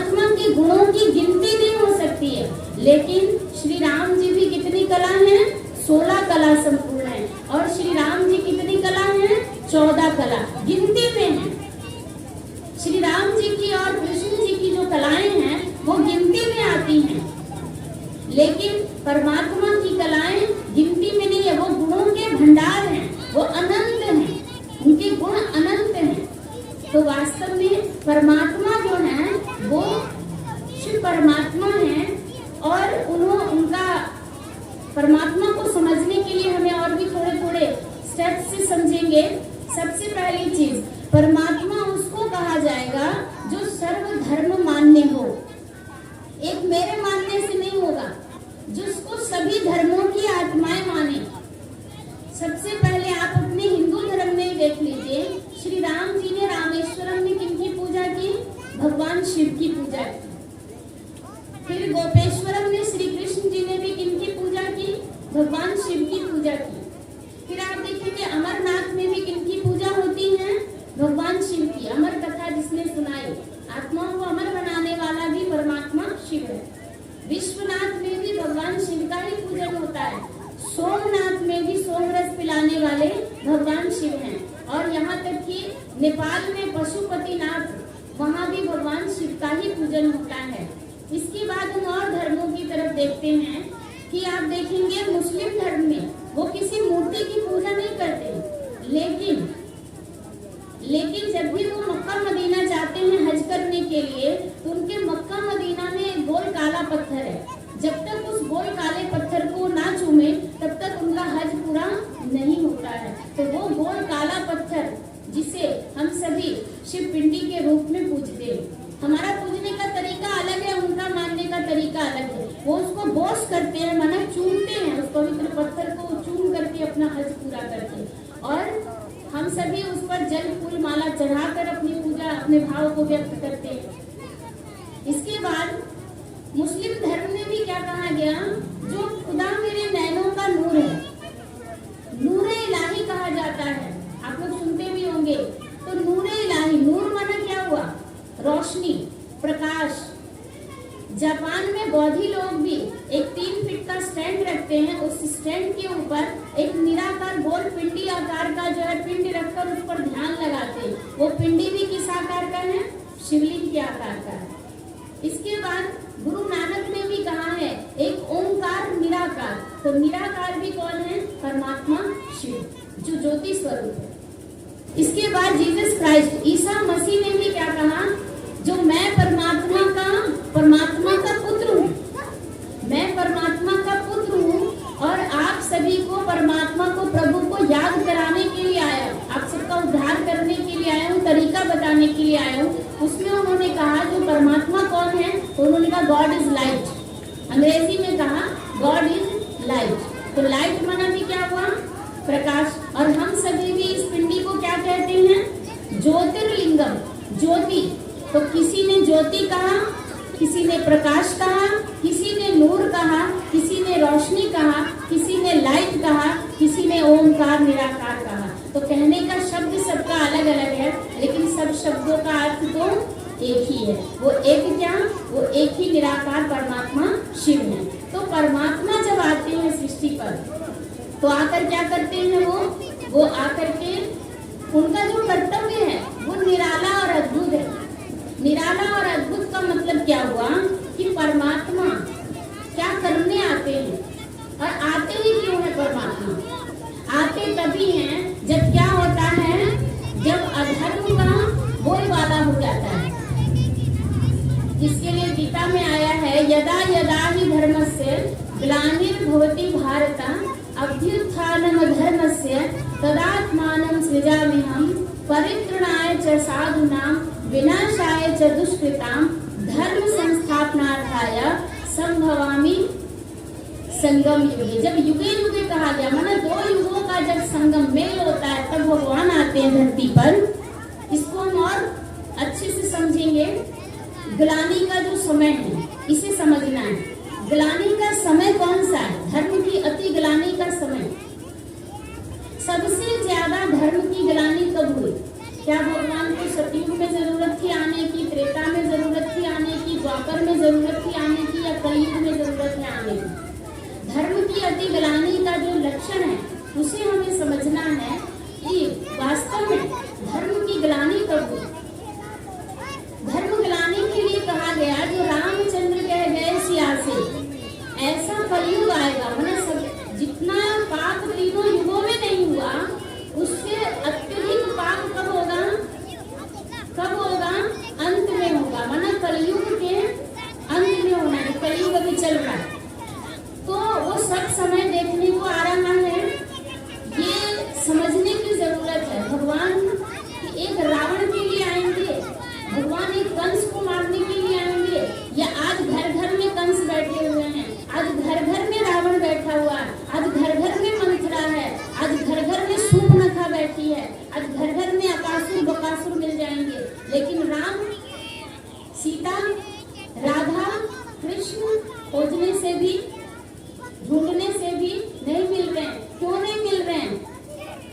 इसलिए नहीं मिल रहे हैं क्योंकि हम क्या कर रहे हैं, केवल चित्रों की पूजा कर रहे हैं, चरित्र को अपने जीवन में नहीं ला रहे हैं। जब हम अपने जीवन में उस चरित्र को अपनाना शुरू कर देंगे तो हर घर में लक्ष्मी सीता राधा और राम नारायण और कृष्ण मिलना शुरू हो जाएंगे। तो वास्तव में नारायण और लक्ष्मी का जो समय है वो कब का था उसे ही समझना है। अभी क्या हो गया है, तो वो जो राम जी ने वर्णन किया उस समय का, वो सारा समय देखने को मिल रहा है, जिसके लिए हमारे शास्त्रों में उसके 5 लक्षण दिखाए गए। सबसे पहला, आपसी रिश्तों का प्रेम भाव समाप्त हो जाएगा। धर्म की अति ग्लानि, मतलब कलयुग के अंत का समय, जो अब मतलब कि क्या कहेंगे, जैसे बीमारी लग जाती है किसी को, कैंसर हो, टीबी हो, कोई भी बीमारी लगती है तो लक्षण से पता चलता है कि हाँ अब इसको ये बीमारी लग चुकी है, और डॉक्टर उस हिसाब से बताता है कि ये इतने दिन का ही मेहमान है, इतना दिन जिएगा, साल 2 साल 5 साल 6 महीने 2 दिन, वो अपने अनुभव से बताता है। तो इसी प्रकार से अभी का जो समय चल रहा है वो सारे लक्षण अभी प्रकट हो चुके हैं, जिसमें वो 5 लक्षण कौन से हैं, तो सबसे पहला है कि आपसी रिश्तों का प्रेम भाव समाप्त हो जाएगा। आज किसी का किसी भी प्रेम है, न पति पत्नी में, न पिता पुत्र में, न भाई बहन में, किसी का किसी में प्रेम नहीं रह गया। दूसरा, गौ निष्ठा गंध खाएगी। जिस गाय की पूजा होती है, जो कहते हैं उसमें 33 करोड़ देवी देवता वास करते हैं, वो गाय आज विष्ठा खा रही है, गंदा खा रही है। तीसरा, अन्न पुड़िया में आ जाएगा, अन्न छोटे छोटे पाउच में, छोटे छोटे पैकेट में आ जाएगा, तो अन्न भी छोटे छोटे पाउच में आ गया है। तेल मसाला चावल दाल सब कुछ पैकेट पाउच में आ गया है, मिल रहा है। चौथा लक्षण है कि बालों का संहार होगा, श्रृंगार के पीछे संहार होगा। हमारे सामने लक्ष्मी नारायण का चित्र है, आप देख रहे हैं। देवियों की बात छोड़ दीजिए, देवता भी बाल नहीं कटवाते थे, और अभी पुरुषों की बात छोड़ दीजिए, माताएं बहनें, श्रृंगार के पीछे संहार हो रहा है। ब्यूटी पार्लर में जाकर कोई 2000 कोई 6000 कोई 10,000 खर्च करके आ रहे हैं, मतलब बालों का संहार हो रहा है, श्रृंगार के पीछे संहार हो रहा है। और 5वां लक्षण, कन्या अपने मुख से वर मांगेगी। तो क्या कन्या अपने मुख से वर नहीं मांग रही है? मांग रही है। तो वास्तव में जो 5 लक्षण हमें देखने को मिल रहे हैं, तो क्या अब ये धर्म की अतिग्लानि हुई या नहीं हुई? और धर्म भ्रष्ट कर्म भ्रष्ट हो गए। धर्म ये नहीं है कि रोज हम अगरबत्ती दिखा रहे हैं या पुष्प चढ़ा रहे हैं, वो हमारा धर्म है, वो हम कर्म कर रहे हैं। धर्म हमारा क्या है? कर्म तो करना ही है। आप अगरबत्ती दिखा रहे हैं, फूल चढ़ा रहे हैं, भगवान से प्रार्थना कर रहे हैं, वो हमारा कर्म है। लेकिन धर्म क्या है? धर्म है धारणा। हमारी धारणा कैसी है, हमारी दिनचर्या कैसी है, वो है धर्म। ये धर्म हिंदू मुस्लिम सिख ईसाई ये सब तो देह के धर्म है, ये हमारा धर्म नहीं है। ये धर्म है देह का। हिंदू परिवार में जन्म हुआ, अब वो मूर्ति पूजेगा, फूल चढ़ाएगा। मुस्लिम परिवार में जन्म हो गया, अब वो चटाई बिछा करके हाथ ऊपर करके अल्लाह को याद करेगा। सिख धर्म में जन्म हो, मतलब देह से ही तो कनेक्शन जुड़ा हुआ है। तो ये देह के धर्म है, ये हिंदू मुस्लिम सिख ईसाई ये सब देह के धर्म है। जबकि हमारा जो धर्म है वो हमारा धर्म क्या, हमारी धारणा ही धर्म है। हमारी धारणा क्या है? हमारी धारणा ही आज खराब हो चुकी है, मतलब हम धर्म भ्रष्ट हो चुके हैं। जैसे कोई कुछ होता है आपस में तो क्या कहते हैं, तो शांति रखो ना, शांति, शांत हो जाओ। मतलब हमारा जो धर्म है वो क्या है? शांति। हमारा धर्म क्या है? प्रेम से चलो ना, प्रेम से रहो। हमारा धर्म क्या है? प्रेम। अरे तुम्हारे अंदर ज्ञान नहीं है, तुम्हारी बुद्धि में इतना भी ज्ञान नहीं है। हमारा धर्म है ज्ञान, पवित्रता, ये सब हमारे धर्म है। शांति हमारा स्वधर्म है और वो हर आत्मा का धर्म है, चाहे कोई किसी भी धर्म से हो, हिंदू से हो, मुस्लिम से हो, सिख से हो, ईसाई, किसी भी धर्म से हो, सबका धर्म ही वही है। शांति, प्रेम, हर किसी को शांति चाहिए, प्रेम चाहिए, ज्ञान गुण चाहिए, आनंद चाहिए, सुख चाहिए। ये आत्मा का धर्म है। तो हमारा जो धर्म है, उस धर्म से हम क्या हो गए हैं? भटक गए हैं, तो धर्म भ्रष्ट हो गए हैं। तो जैसे ही धर्म भ्रष्ट हुआ तो कर्म भी क्या हो गया? भ्रष्ट हो गया। कर्म कैसे भ्रष्ट हो गया? अब जैसे ही हमारी शांति भंग हो गई, खत्म हो गई, अशांति आ गई। अब अशांत मन वाला व्यक्ति क्या करता है? जैसे एक बार पेपर में निकला था, एक बच्चा जो है पढ़ रहा था, उसकी माँ उसको पढ़ा रही थी। पढ़ाते पढ़ाते वो बैठ के सब्जी काटने लगी। सब्जी काटते काटते इंग्लिश में उसने कहा 40 लिखो। 40 पढ़ाया, बच्चे को 40 नहीं आया लिखने, तो हाथ में जो चाकू था, शांति भंग हो गई। चाकू जो हाथ में था वो हाथ पे ही लगा दिया उसको। क्या हुआ? तो जैसे ही धर्म भ्रष्ट हुआ, शांति भंग हुई, कर्म क्या हो गया? उसका भ्रष्ट हो गया ना। जैसे ही हम अपने धर्म की मर्यादाओं को तोड़ देते, जैसे आज पिता पुत्री का संबंध है, भाई बहन का संबंध है, तो जैसे ही हम अपने धर्म को भूल जाते हैं कि मेरा धर्म और मेरी मर्यादा क्या है, तो वही हमारा कर्म क्या हो जाता है? भ्रष्ट हो जाता है। किसी भी वर्ग में, किसी भी क्षेत्र में आप देख लीजिए, बिना धर्म के अगर हम कर्म कर रहे हैं तो धर्म भ्रष्ट है और कर्म भ्रष्ट हो रहे हैं। तो इस प्रकार से ये पांचों लक्षण देखने को मिल रहे हैं। तो भगवान का आने का जो समय है, वो भगवान कब आते हैं? तो धर्म की स्थापना करने के लिए आते हैं भगवान। और भगवान धर्म की स्थापना के साथ साथ क्या करते हैं? साधुओं का उद्धार भी करने आते हैं। अधर्म का नाश, धर्म की स्थापना, साधुओं का उद्धार। तो धर्म भी कौन सा धर्म? तो वो धर्म स्थापन करने आते हैं जिस धर्म को हम सभी भूल गए हैं, जो हमारा धर्म है। हमारा धर्म क्या है? तो जो हमारे पूर्वज का धर्म था, हमें अपने पूर्वज का भी धर्म याद नहीं है। आज हम सभी हिंदू बने बैठे, जबकि हमारा धर्म क्या है? तो कुछ लोग ऐसे भी मिलेंगे जो कहेंगे कि हम सनातन धर्म से, लेकिन हमारा जो धर्म है ना वो हिंदू धर्म है न सनातन धर्म है। हमारे धर्म का पूरा नाम है आदि सनातन देवी देवता धर्म। जो जिसको मानता है वो उसके धर्म से, हम सभी देवी देवताओं की पूजा करते हैं। तो हमारा धर्म कौन सा होगा? हमारा धर्म देवता धर्म है। जैसे जो बौद्ध को मानता है वो बौद्धि कहलाता है, जो बौद्ध को पूजता है वो बौद्धि कहलाता है, जो क्राइस्ट को मानता है वो क्रिश्चियन कहलाता है, जो मोहम्मद साहब को, अल्लाह को मानता है तो मुस्लिम कहलाता है, जो मोहम्मद साहब के द्वारा उनके बताए हुए रास्तों पर चले। इसी प्रकार आप सभी देवी देवताओं की पूजा करते हैं, तो आपका जो धर्म है वो क्या हुआ? देवी देवता धर्म। हमारा धर्म है आदि सनातन देवी देवता धर्म। ये धर्म लुप्त हो चुका है। इसी लुप्त धर्म को परमात्मा आकर के स्थापन करने के लिए आते हैं, धर्म की स्थापना के लिए, जो लुप्त हो गया है। जब एक धर्म था तो न लड़ाई थी, न कलह था, न कलेश था, लेकिन जैसे ही धर्मों की वृद्धि होना शुरू हो गया, वैसे ही क्या हो गया? वैसे ही अनेकता आने लगी और मनुष्य आत्माओं में भेदभाव शुरू होने लग गया, जाति पाति बनती चली गई, बहुत कुछ ऐसा होता चला गया, जिसके कारण, जिसका आज स्वरूप जो हम देख रहे हैं वो विनाश की तरफ जा रहा है। अभी क्या है? संसार किस ओर जा रहा है? संसार विनाश की ओर जा रहा है। और हम क्या है? कुंभकर्ण की नींद में सोए पड़े हैं आराम से। क्यों सोए पड़े हैं आराम से? हम कुछ क्यों नहीं कर रहे हैं? क्योंकि हम सोचते हैं हम क्या करेंगे, हमारे करने से थोड़ी ना कुछ होने वाला है।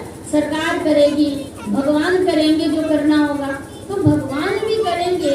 तो आज भगवान को भी तो हमें समझना है, गहराई से समझना है। और जब तक हम उनको समझेंगे नहीं तब तक हमारे विकर्म विनाश होंगे नहीं। क्योंकि गीता में भगवान ने कहा कि देह सहित, देह के सारे धर्मों को भूल करके तू मुझे याद कर, तो मैं तुझे सभी पापों से मुक्त कर दूंगा। कब मुक्त करूंगा? जब देह सहित, जो कहा गया सर्वधर्मानि परित्यज्य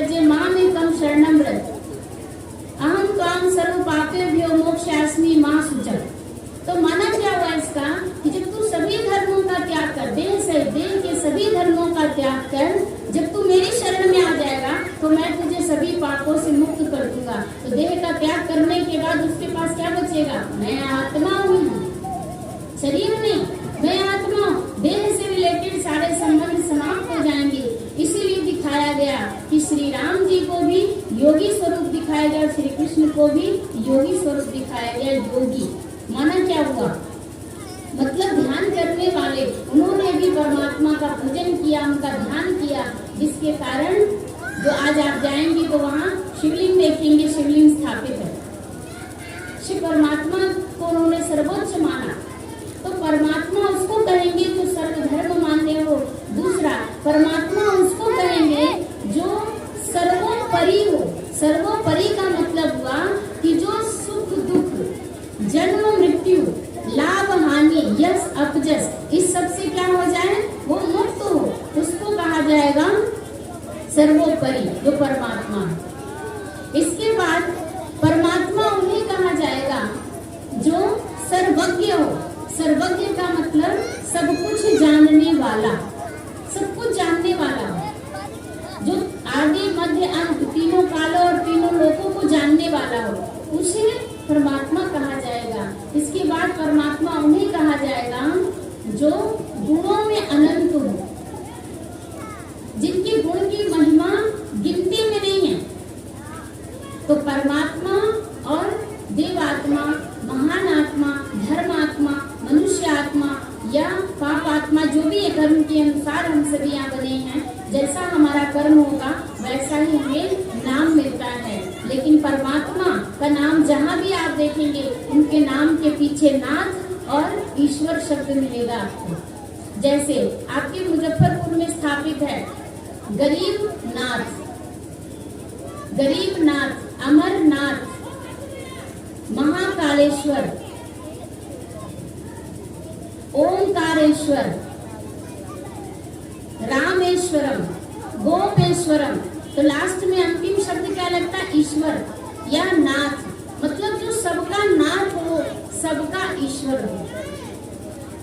तो उन्हें कहा गया परमेश्वर, परमात्मा। शब्दों को भी यदि हम समझेंगे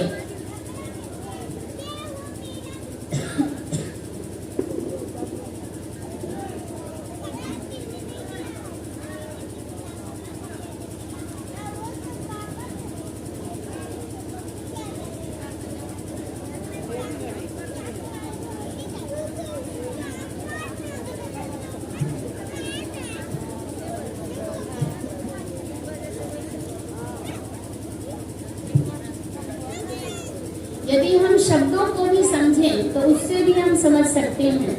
परमात्मा उन्हें कहा जाता है जो सभी आत्माओं से ऊपर है, परम है। दूसरा, प्रभु शब्द का अर्थ, प्रभु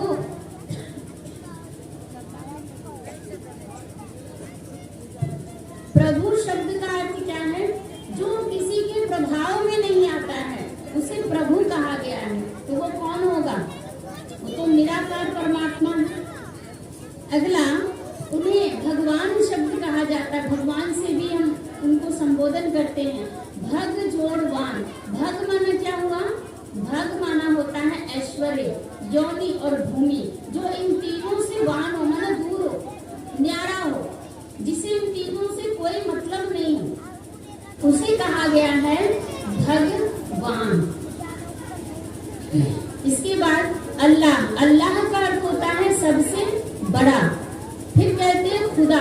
खुदा माना जो खुदा खुद ब खुद आकर के अपना परिचय देता है, उसको कोई बनाने वाला नहीं, बिगाड़ने वाला नहीं, वो खुद ब खुद में है, अपने आप में वो सर्वशक्तिमान है। फिर उनको कहते हैं गॉड। गॉड कैसे लिखते हैं?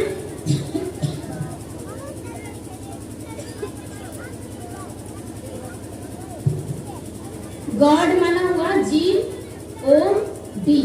जी से जनरेशन, O से ऑपरेटर और D से डिस्ट्रैक्शन। माना क्या हुआ? स्थापना, पालना और विनाश। ये तीनों कार्य कराने वाला, उसको कहते हैं परमात्मा। कराने वाला, इसीलिए उनको कहा गया है करण करावन हार। वो कराते हैं, करते नहीं है, वो कराने वाले। तो परमात्मा क्या करते हैं? उनका शरीर तो है नहीं, वो तो निराकार है।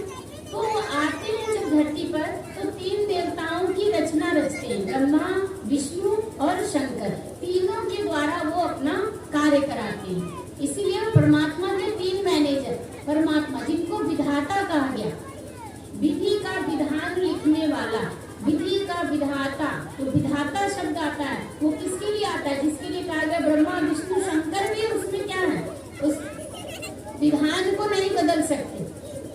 विधि के विधान को ब्रह्मा, विष्णु, शंकर भी नहीं बदल सकते। तो जरूर वो विधाता उन तीनों से ऊपर होगा ना, ऊपर होगा। तो वास्तव में परमात्मा कौन है? वो परम पिता शिव परमात्मा। तो शंकर और शिव वास्तव में दोनों अलग अलग हैं। इसके बाद परमात्मा जब आते हैं तो वो अपना दिव्य कर्तव्य कैसे करते हैं? तो परमात्मा का जो दिव्य कर्तव्य है वो क्या है? तो वो ऐसा कर्तव्य करते हैं जैसा न कोई मनुष्य कर सकता है, न ऋषि मुनि कर सकता है, न देव आत्माएं कर सकते हैं, न धर्मात्माएं कर सकती हैं। इसीलिए उनको परमात्मा कहा गया। वो करते क्या है? तो वो दुष्टों का, असुरों का संहार नहीं करने आते हैं। वो क्या करने आते हैं? वो पुरानी सृष्टि का विनाश कराए, नई सृष्टि की रचना करने आते हैं जो कोई नहीं कर सकता। सारी सृष्टि का परिवर्तन करने आते हैं। इसलिए भगवान का जो श्लोक है उसमें अंत में जो युगे युगे शब्द आता है, युगे युगे मतलब कब आते हैं भगवान? जब 2 युगों का मेल का समय होता है। सृष्टि चक्र में कितने युग हैं? तो 4 युग, कहते हैं सतयुग, त्रेता युग, द्वापर युग और कलयुग। तो भगवान का जो युगे युगे शब्द आया उसमें, तो हमने सोचा 4 युगों में भगवान आते हैं। तो भगवान 4 युगों में अगर आते हैं तो कितने बार आएंगे? 4 युग है तो 4 बार। लेकिन अवतार कितने दिखाए गए हैं? किसी में 24 अवतार, किसी में 21 अवतार दिखाए गए हैं। तो वास्तव में परमात्मा जब आते हैं तो उनका आने का जो युगे युगे शब्द जो आया है वो 2 युगों को मिलाकर के बताया गया है। जो 2 युग मतलब एक युग से जब दूसरे युग में जाने का समय होता है, संधि काल का जो समय होता है, जो मिलन का समय होता है, संगम का समय होता है, उस समय में भगवान आते हैं जो अभी चाहिए। क्योंकि अभी कौन सा युग है? कलयुग। कलयुग के बाद क्या आएगा? तो कहते हैं सतयुग आएगा। सतयुग के बाद क्या आएगा? त्रेता आएगा। त्रेता के बाद क्या आएगा? द्वापर आएगा। द्वापर के बाद कलयुग, फिर कलयुग के बाद सतयुग आएगा। तो क्या कलयुग वाली काली आत्माएं अगर सतयुग में जाएंगी तो क्या वो सतयुग रह जाएगा? वो भी तो कलयुग ही हो जाएगा। फिर सतयुग आएगा कैसे? तो उस कलयुग को सतयुग बनाने के लिए, सत्य का युग बनाने के लिए, सत्य परमात्मा को इस धरती पर आना होता है। और वही जो आने का उनका समय होता है परमात्मा का, वही संगम का समय होता है। जब कलयुग का अंत और सतयुग के आरंभ का जो समय होता है, दोनों युगों के मेल का जो समय होता है, उस समय में परमात्मा आते हैं और आत्मा को पतित से पावन बनाने आते हैं। कोई भी आत्मा किसी आत्मा को पतित से पावन नहीं बना सकती, क्योंकि पतित को पावन करने वाला कौन है? परमात्मा शिव। तो पतित आत्मा को पावन करने वाला परमात्मा जो है, जब हम उनसे अपना कनेक्शन जोड़ेंगे तो हमारी आत्मा क्या होगी? पावन होगी। तो पतित पावन, पतित आत्मा को पावन करने स्वयं भगवान शिव आकर के जब हमें पढ़ाते हैं, पढ़ाने के कारण ही, योग सिखाने के कारण ही उनका नाम पड़ता है क्या? योगेश्वर। तो परमात्मा जब आते हैं तो वो हमें योग सिखाते हैं। आज हम सभी क्या करते हैं? योगा करते हैं। योग की जगह पर योगा करते हैं, क्योंकि हम जो कुछ भी कर रहे हैं आज जीवन में वो शरीर के साथ ही कर रहे हैं, शरीर ही समझकर अपने आप को कर रहे हैं। तो जब शरीर समझ करके करते हैं अपने आप को, तो हमारा सारा योग क्या हो जाता है? केवल शरीर को सुख देने के लिए हो जाता है, लेकिन हमारा मन सुखी नहीं हो पाता है, हमारा मन आनंदित नहीं हो पाता है। तो सुख की महसूसता क्यों नहीं हो पाती है? वो इसलिए नहीं हो पाती है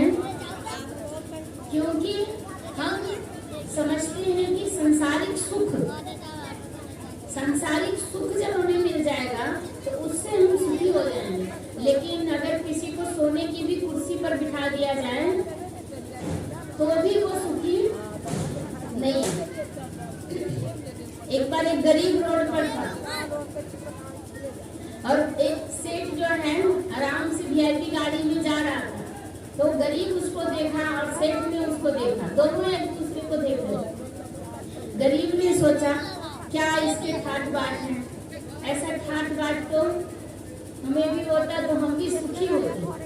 और सेठ सोच रहा था कि कितना अच्छा है यही गरीब, इसके पास न कोई टेंशन है, न चिंता है, न कंपनी है, एकदम फ्री है, जो मिलता होगा खा लेता होगा, जहाँ मर्जी वहाँ सो जाता होगा, ये सुखी है, मेरे से ज्यादा सुखी ये है।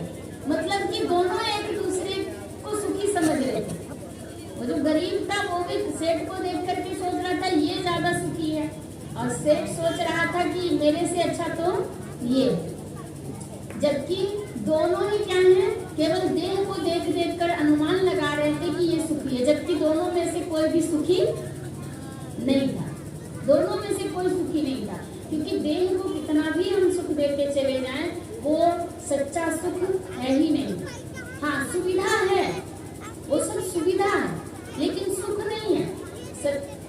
सच्चा सुख, सच्चा आनंद कहाँ से उत्पन्न होता है? मन से उत्पन्न होता है। आप एक छोटे से बच्चे को देखिए, उसको एक पन्नी पकड़ा दीजिए चॉकलेट की, केवल पन्नी खाली, कोई भी पन्नी, पैकेट चमकीला कुछ भी, वो उसी को देख देख कर, उसी को खेल खेल कर क्या होता रहता है? खुश होता रहता है। वो खुशी, वो सुख ले रहा होता है। जो रो रहा होता है ना, बड़े लोग जो रो रहे होते हैं, उस बच्चे को देखते हैं तो उसको देख के उनका भी थोड़ा सा दुख कम हो जाता है। तो वो बच्चा वो सुख कैसे फील कर रहा है? वो पन्नी से सुख मिल रहा है उसको। वो पन्नी उससे बात कर रही है क्या?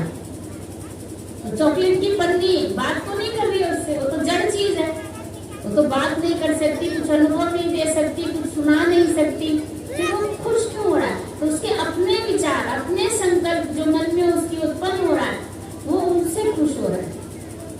लेकिन हम जैसे जैसे बड़े होते चले गए, हमने बाहरी वस्तुओं से ही क्या समझना शुरू कर दिया कि बाहरी चीजों से ही सुख है। घर भरते चले गए, घर भरते चले गए, सुख हमारा पूरा हुआ नहीं। आज कोई चीज आ गई, अब ये चीज लाना है, ये चीज आ गया, अब दूसरी चीज चाहिए, मतलब भरते जा रहे हैं, लेकिन सुख नहीं। तो सुख क्यों नहीं मिल पा रहा है? क्योंकि हमने अपने भीतर के सुख के प्रति कभी ध्यान दिया ही नहीं, अपने भीतर की खुशी के प्रति हमने कभी ध्यान दिया ही नहीं। जो सुख का सागर है, उससे हमने केवल स्वार्थवश केवल समय को जोड़ा, मन को जोड़ा, जबकि पाना था, जब तक पाना था तब तक जोड़ा, इसके बाद मिल गया, इसके बाद हो गया। कई बार ऐसा होता है, मन्नत मांगते हैं कि भगवान जी मेरी ये कामना पूरी हो जाएगी तो मैं आपके ऊपर रोज एक लोटा जल चढ़ाने आऊंगा। वो 1 महीना उसका कंटिन्यू चलता है, उसका वो पूरा हो जाता है, मनोकामना पूरा हो गया, 1 महीना कंटिन्यू जल चढ़ा रहा है। लेकिन बीच बीच में जब काम आ गया, अब 1 दिन छूट गया, फिर डाला, फिर 4-5 दिन के बाद 1 दिन और छूट गया, इसके बाद धीरे धीरे 2 दिन छूट गया, 3 दिन छूट गया, धीरे धीरे आया समय जो बिल्कुल ही समाप्त हो गया। तो जब दुख पड़ा तो क्या कहा कि रोज जलाऊंगा, जब तक जीऊंगा तब तक मैं आपको जल चढ़ाऊंगा। और जैसे ही वो कामना पूरी हो गई तो जल चढ़ाना भी धीरे धीरे क्या हो गया? बंद हो गया। मतलब दुख में सिमरन होता है, जब सुख आ जाता है तो सिमरन समाप्त हो जाता है, भूल जाते हैं हम उस चीज को। जब तक दुख रहता है तो पहाड़ भी पास लगता है, और जब सुख आ जाता है तो नजदीक में भी है, कौन जाएगा वहाँ इतना समय बर्बाद करें, वो फिर बर्बादी लगने लगती है। इतनी देर में हम ये काम कर लेंगे तो हमारा इतना इनकम हो जाएगा या हमें ये चीज प्राप्त हो जाएगा। तो वास्तव में अंत में आना सभी को वही है, ईश्वर के ही पास। इसीलिए बाबा कहते हैं कि ईश्वर को छोड़कर कहीं भी मन लगाया तो अंत में रोना ही पड़ेगा, अंत में रोना ही पड़ेगा। आप देखिए, जन्म लेते हैं तो भी भगवान भगवान करते, भगवान ने मुझे बच्चा दिया, संतान दिया, इसकी लंबी आयु हो, स्वस्थ रहे, आशीष देते हैं। शरीर छूटता है तो भागवत रामायण पढ़ाना शुरू करते हैं और कहते हैं भगवान भगवान जपो, नाम जपो, भगवान का नाम लो। और बीच का जो समय था हमारा, उसमें केवल स्वार्थ बस याद किया, तो क्या अंत समय भगवान याद आएगा? नहीं याद आएगा। कैसे याद आएगा? जीवन भर हमने याद किया नहीं। याद कब करते हैं? सुबह, इसके बाद एक बार शाम को, बीच में मतलब वो क्या है, वो एक ऑफिस खुला हुआ भगवान का, जहाँ गए उस ऑफिस में हमने अपनी ड्यूटी लगाई कि हमने अपना अगरबत्ती दिया जला दिया, हमारी ड्यूटी पूरी हो गई। बीच में हमने उसको याद नहीं किया। याद ना करने के पीछे भी कारण है, क्योंकि हमने उससे अपना संबंध नहीं जोड़ा। क्या आप अपने पति को, अपने बच्चे को, अपनी पत्नी को, बहन को, भाई को क्या केवल ड्यूटी की तरह याद करते हैं, या हर समय याद आती रहती है ना, बुद्धि में रहता है ना वो? इसी तरह से परमात्मा से भी जब हम संबंध जोड़ेंगे तो क्या हो जाएगा? संबंध जोड़ने से वो हमें एनी टाइम याद आता रहेगा। तो याद करना, योग करना, जिस योग को कहा गया भगवान ने कि मैं आता हूँ तो मैं राज योग सिखाता हूँ। तो राज योग का मतलब क्या हुआ? कि राज योग माना राजाओं का राजा बनाने वाला योग। राजाओं का राजा बनाने वाला योग मतलब ये हुआ कि जो अब सतयुग आने वाला है तो वहाँ मुखिया, सरपंच, मेयर वगैरह नहीं होंगे। वहाँ कौन होंगे? राजा होंगे। सतयुग में श्री लक्ष्मी और श्री नारायण का राज्य होगा। तो वो लक्ष्मी नारायण कहाँ है? लक्ष्मी नारायण कहाँ चले गए? राम सीता कहाँ चले गए? तो कहा ही क्या है, नर ही क्या बनता है? नारायण, और नारी ही क्या बनती है? लक्ष्मी। तो जब नर नारायण बनता है, इसका मतलब नारायण ही फिर नर बनता है, और नारी ही लक्ष्मी बनती है, इसका मतलब लक्ष्मी ही नारी बनती है। तभी तो वही नारी फिर लक्ष्मी बनेगी, दूसरा तो नहीं बनेगा। तो वास्तव में अभी जो भगवान राजयोग सिखाने आए हैं, तो वो लक्ष्मी वाले सारे गुण, मतलब लक्षणों को क्या करने आए हैं? बदलने आए हैं। तो लक्षण की बदली कब होगी? जब हम उस पढ़ाई को पढ़ेंगे। पढ़ाई पढ़ना माना, पढ़ाई पढ़ने से क्या होगा? माना क्या हुआ? जैसे कि लौकिक शिक्षा हम प्राप्त करते हैं, तो उस लौकिक शिक्षा से हमें कमाई होती है। कमाई की मतलब कि धन का जो है अर्जन का स्रोत खुल जाता है। तो उसी प्रकार से जब हम राजयोग की पढ़ाई पढ़ते हैं तो उससे हमें बेहद की कमाई होती है। बेहद की कमाई का मतलब कि ऐसी कमाई जिसकी गिनती ना हो सके, जिसका कोई काउंटिंग नहीं कर सकता है, अनंत। जैसे आप देखिए, ये कुछ दिन पहले पेपर में निकला था कि एक किसान खेत में कुदाल चला रहा था, खेत को ताम रहा था, तो एक पत्थर उसके कुदाल से टकराया और वो पत्थर जो है उसने निकाल करके फेंक दिया बाहर किनारे पर। जैसे ही फेंका तो उस पर की जो मिट्टी लगी हुई थी, तो थोड़ी सी मिट्टी वहां से हट गई, तो हटी तो चमकने लगा। वो उतना ही क्षेत्रफल में दिख रहा था उसको, वो चमकने लगा। उसने सोचा ये क्या है, तो काम छोड़ के कुदाल वहीं रख करके वो उस पत्थर को उठाया और उसको पोंछा। देख रहा है तो बड़ा अच्छा चमक रहा है, तो कोई हीरा जैसा लग रहा है। लेबोरेटरी में गया, वहाँ पता चला कि ये हीरा है और ये हीरा 60 लाख का है। कितना देर लगा उसको 60 लाख का मालिक बनने में? 1 सेकंड। 1 सेकंड में वो 60 लाख, किसान से क्या बन गया? 60 लाख का मालिक बन गया। और वैसे वैसे हीरे मोती लक्ष्मी और नारायण के पास कितने होंगे? तो उनको भी उतना देने वाला कौन? नर से नारायण बनाने वाला कौन? नारी को लक्ष्मी बनाने वाला कौन? तो बनाने वाला जो है वो कौन है? रचयिता, परमात्मा। तो परमात्मा ही मनुष्य आत्मा को क्या बनाते हैं? श्रेष्ठ से श्रेष्ठ बनाते हैं। तो जो भंडार मिलना है वो भंडार गिनती करने वाला नहीं, भगवान गिन करके नहीं देगा आपको, अनंत देगा। इतना देगा कि आप संभाल नहीं पाएंगे, लेकिन उससे पहले बिना किए कुछ नहीं मिलता है। बिना किए कुछ नहीं मिलता है, चाहे कोई भी चीज हो। छोटा बच्चा भी रोता है तभी उसको भी दूध मिलता है, कोई मेहनत करता है कमाता है तभी उसका भी पेट भरता है। तो बिना किए कुछ नहीं मिलता है। इसीलिए कहते भी हैं कि पहले करो तब खाओ, पहले करो तब खाओ, मतलब बिना किए कुछ नहीं मिलता है। इसी तरह से अगर हमें वो चीज चाहिए, हमारी भी अगर इच्छा है कि हम भी सतयुग में जाएं, हमें भी वैकुंठ की प्राप्ति हो, हम भी जो है सतयुग की प्राप्ति करें, शिवालय में जाएं, स्वर्ग में जाएं, तो उसके लिए हमें क्या करना होगा?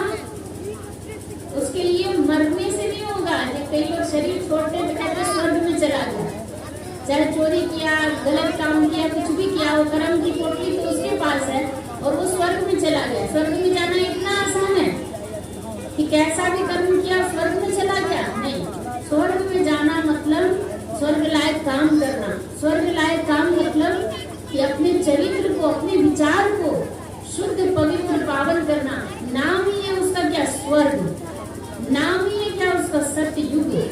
जिसका आचरण सच्चा हो, मन सच्चा हो, विचार सच्चे हो, कर्म सच्चा हो, तभी तो उसी स्वर्ग की प्राप्ति होगी।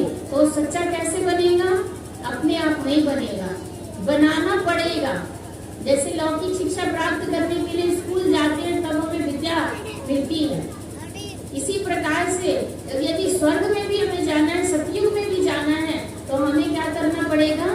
विद्यालय में आकर के सीखना पड़ेगा। और जब हम सीखेंगे तो आप भगवान पे एहसान नहीं करेंगे, वहाँ रहने वाले भाई बहनों पे एहसान नहीं करेंगे, आप अपने ऊपर एहसान करेंगे। जो हम भगवान के आगे जाकर कहते हैं कि भगवान आप कृपा करो, मांगने जाते हैं ना कि हे भगवान आप हम पर क्या करो? कृपा करो। और वही बात अगर स्टूडेंट, विद्यार्थी अगर अपने मास्टर से कहे कि मास्टर साहब आप मेरे ऊपर कृपा कीजिए, मुझे पास कर दीजिए, मेरे ऊपर कृपा कीजिए, क्या मास्टर कृपा करेगा? पास कर देगा? अगर वो पास कर भी दे लौकिक दृष्टिकोण से, तो क्या उसका जीवन सफल होगा? क्योंकि जिस समय जिस परिस्थिति में अगर उसके पास में कोई वही क्वेश्चन अगर आ गया और मास्टर ने वैसे ही उसको पास कर दिया, तो क्या वो उस परिस्थिति को फेस कर पाएगा, उसका सामना कर पाएगा? नहीं कर पाएगा। और यहाँ के मास्टर की तो बात नहीं है, यहाँ तो लेकर के भी थोड़ा निकाल देते हैं, लेकिन वो मास्टर तो उसके पास तो घूस भी नहीं चलने वाला है। तो इसलिए परमात्मा जो हमें जो पढ़ाते हैं, उस पढ़ाई को हमें जब सच्चे मन से हम ध्यान देंगे, धारण करेंगे, तो क्या होगा? हमारा जीवन बदलने लगेगा। सबसे बड़ी चीज है, हम क्या सोचते हैं हमें ज्ञान और योग की जरूरत ही क्या है? क्योंकि हम बीमार हैं, लेकिन हमें ये एहसास ही नहीं होता है कि हम सच में बीमार हैं। आप देखिए, कोई भी काम, जैसे कोई भी डिसीजन लेना है, कुछ फैसला लेना है, ये सामान देना है या नहीं देना है, अंदर ढेर सारे प्रश्न, दूं नहीं दूं, दूं या नहीं दूं। इसके बाद मतलब क्या, हमें निर्णय शक्ति हमारी क्या हो गई? कमजोर है।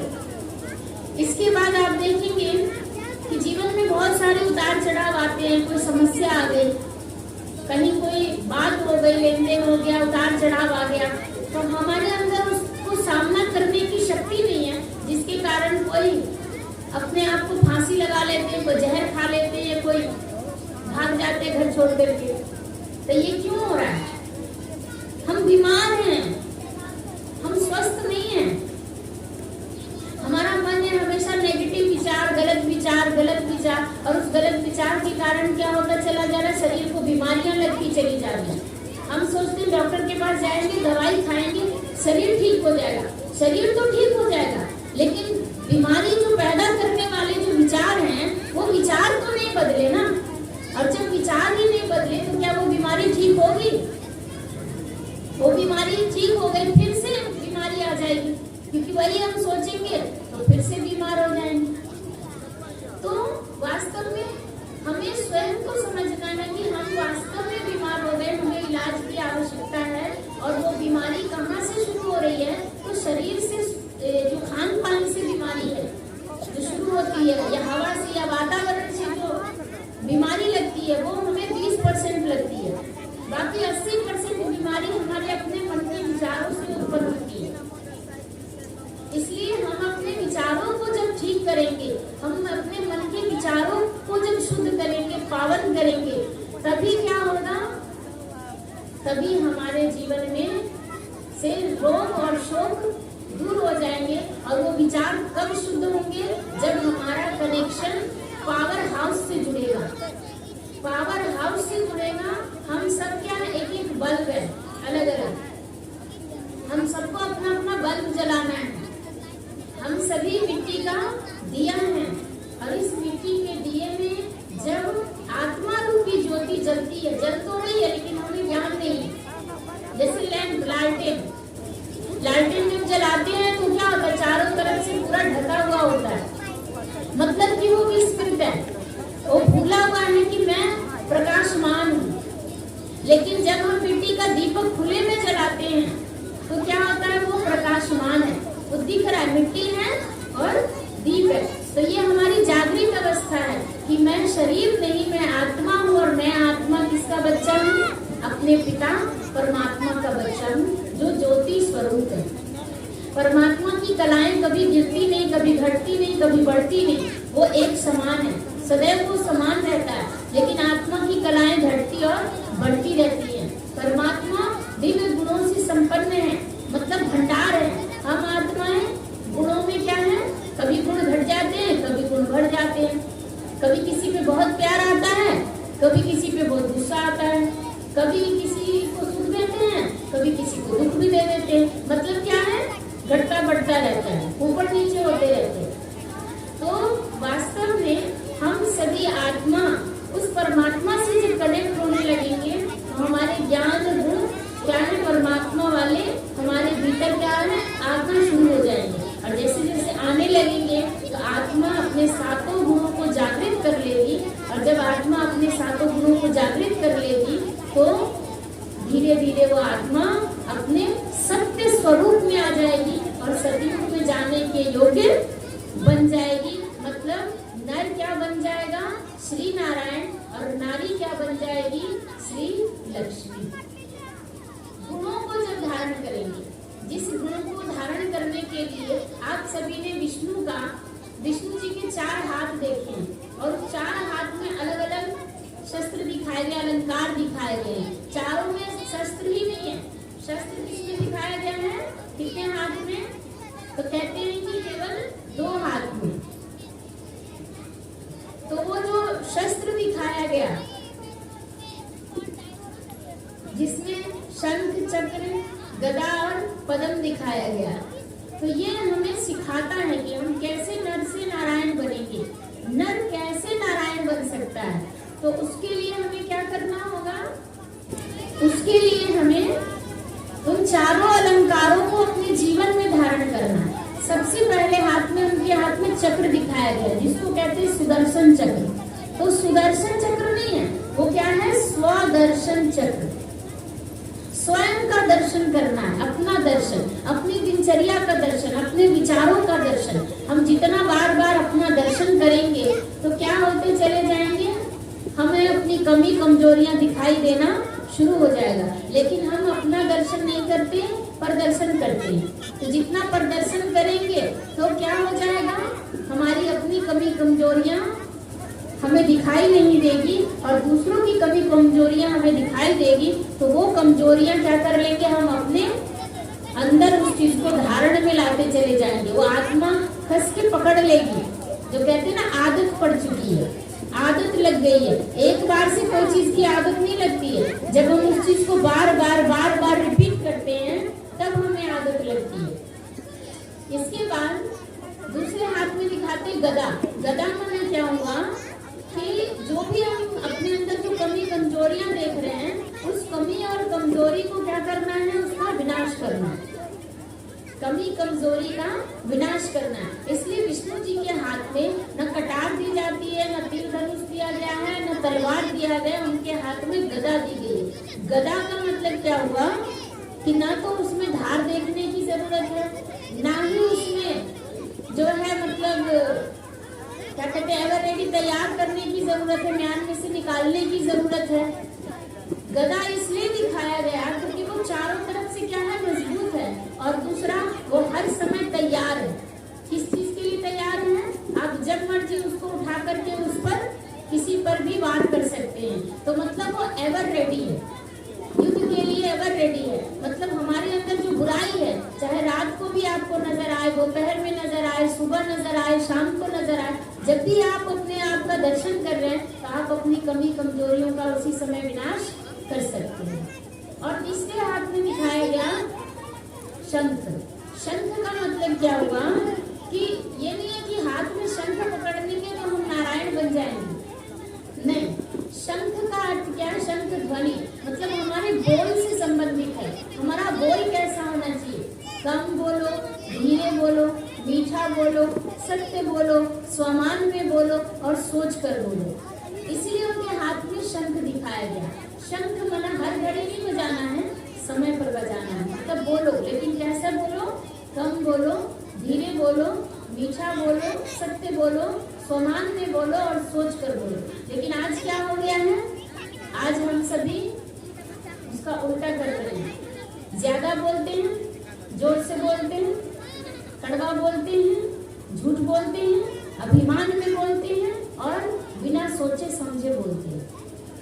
इसको बदलने की जरूरत है। तभी हम हाथ में उस पवित्र शंख, मतलब कि अपनी वाणी को हम शंख समान बना सकेंगे। नहीं तो क्या बजा रहे हैं? शंख तो बजा रहे हैं, लेकिन उस शंख का नाम क्या है? गपौड़ शंख।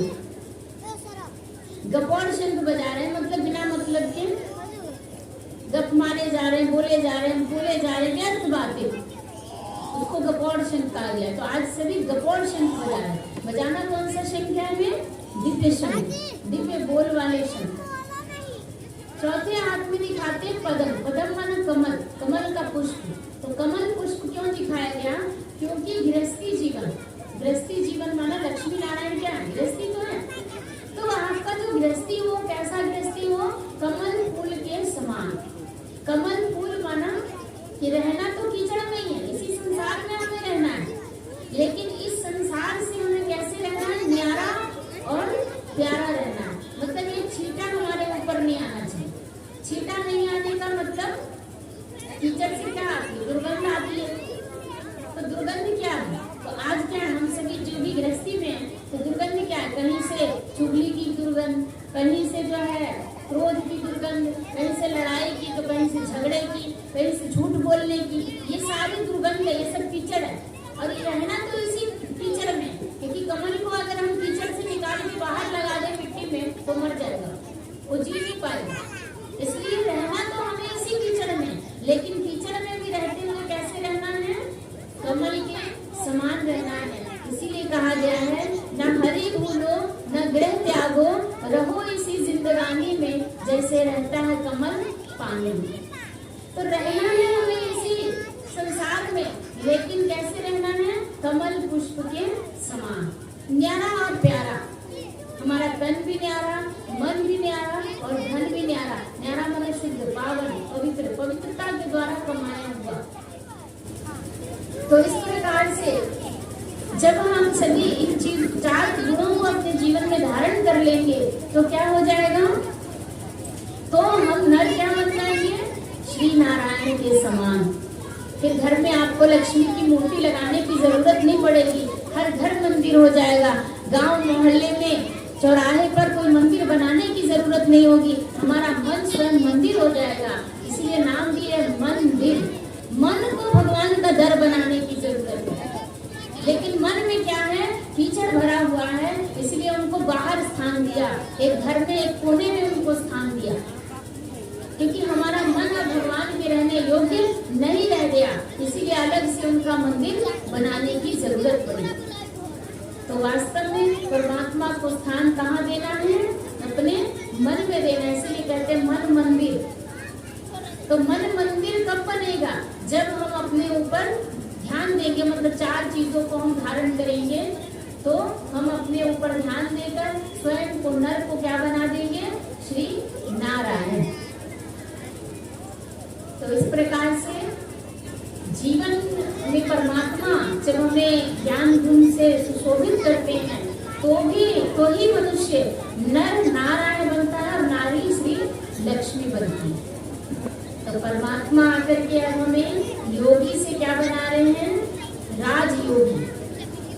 तो राजयोगी माना अपनी कर्म इंद्रियों पर ध्यान देना है, अपने आंखों पर, कानों पर, हाथों पर, पैरों पर, ये सब परमात्मा हमें सिखाते हैं। अभी क्या हो गया, हम सभी फ्री हो गए, कहते ना, बोल दिया, नहीं बोलना चाहिए था, ये काम हो गया, गलती हो गई, वहां नहीं जाना था, चले गए, ये चीज हमें नहीं उठाना था लेकिन उठा लिया। मतलब पता है, लेकिन पता होते हुए भी हम उस चीज को कर रहे हैं। इसका मतलब है कि हमारा जो इस गाड़ी है, जो कंट्रोल है मन पर, बुद्धि पर या शरीर पर, वो सारा क्या हो गया है? सारा स्क्रू ढीला हो गया है। अब उसको टाइट कैसे करें? क्योंकि स्थूल तो है नहीं कि पेचकस ले आएंगे, पिलास ले आएंगे और टाइट कर लेंगे। तो जो ये चीजें ही सूक्ष्म है, तो उसको सूक्ष्म पेचकस और सूक्ष्म पिलास से ही उसको टाइट करेंगे। तो उसके लिए क्या चाहिए? उसके लिए चाहिए ज्ञान और योग रूपी पेचकस और पिलास। तो वो कहाँ मिलेगा आपको? तो जब आप इस यज्ञ से जुड़ेंगे, आप जब यहाँ आकर के 7 दिन का कोर्स करेंगे, क्लास करेंगे, जो आपके नजदीक ही कदम चौक पर ईश्वरीय ज्ञान और योग का क्लास चल रहा है, जब आप वहाँ के सदस्य बनेंगे। सदस्य बनने का मतलब ये नहीं है कि घर परिवार से टूट जाएंगे, नहीं, परिवार में ही रहना है, लेकिन कैसे रहना है? जैसे होता क्या है, कई बार बात बड़ी नहीं होती है, लेकिन क्या हो जाता है, हमें तरीका नहीं पता है कि इस बात को हम कैसे हैंडल करें। तो जब मालूम नहीं होता है तो छोटी सी बात को इतना बढ़ा देते हैं, जिसके कारण हमारा परिवार क्या है, कलह और अशांति में डूब जाता है। इसलिए वो तरीका सीखना है हमें राजयोग के द्वारा, ज्ञान और योग के माध्यम से। तभी वो तरीका जब हम सीख लेंगे तो परिवार चलाना क्या हो जाएगा, आसान हो जाएगा। कहते हैं ना कि मुझे तो समझ में नहीं आता कैसे मैं चलाऊं, मन तो करता है घर परिवार छोड़ करके कहीं चला जाऊं। मतलब कि जीवन जी रहे हैं लेकिन बोझ की तरह जी रहे। जीवन जीने का तरीका, जीवन जीने की जो कला है, वो हमें आती ही नहीं है। अगर बच्चा गलती भी कर रहा है तो उस गलती को हम कैसे सुधारें, उसकी गलतियों को हम कैसे सुने। अगर कोई आकर के आपके सामने बच्चा झूठ बोल रहा है और उसके झूठ से हम क्या हो जाते हैं, क्रोधित हो जाते हैं। तो क्रोध क्यों आ रहा है? क्योंकि हमारे भीतर सच सुनने की शक्ति ही नहीं है। सच सुनने की शक्ति नहीं है। वो शक्ति कहाँ से आएगी? दूध पीने से आएगी, फल खाने से आएगी, हरी सब्जी खाने से आएगी? नहीं। वो शक्ति किस चीज से आएगी? वो शक्ति आएगी जब हम सूक्ष्म फल और सब्जी दूध लेंगे। जैसे तन को तंदुरुस्त रखने के लिए क्या चाहिए? एक्सरसाइज। मन को तंदुरुस्त रखने के लिए क्या चाहिए? राजयोग। जब हम योग करेंगे, उस परमात्मा से जब हम कनेक्ट होंगे, तभी हम स्वस्थ रहेंगे। तो इस प्रकार से आज आप सभी ने समझा कि परमात्मा कौन है और वो आकर के कैसे स्थापना, पालना और विनाश का कार्य करते हैं। और जो भी कुछ हमें प्राप्त करना है अपने जीवन में, अगर सुख शांति अपनानी है, तो उसके लिए राजयोग सीखना अति आवश्यक है। जब आप आएंगे, सीखेंगे, तो आपको बेहद आनंद आएगा और सीख करके आप अपने जीवन में बहुत परिवर्तन ला सकेंगे। ठीक है, तो अब हम सभी उस निराकार परमात्मा शिव को याद करते हैं।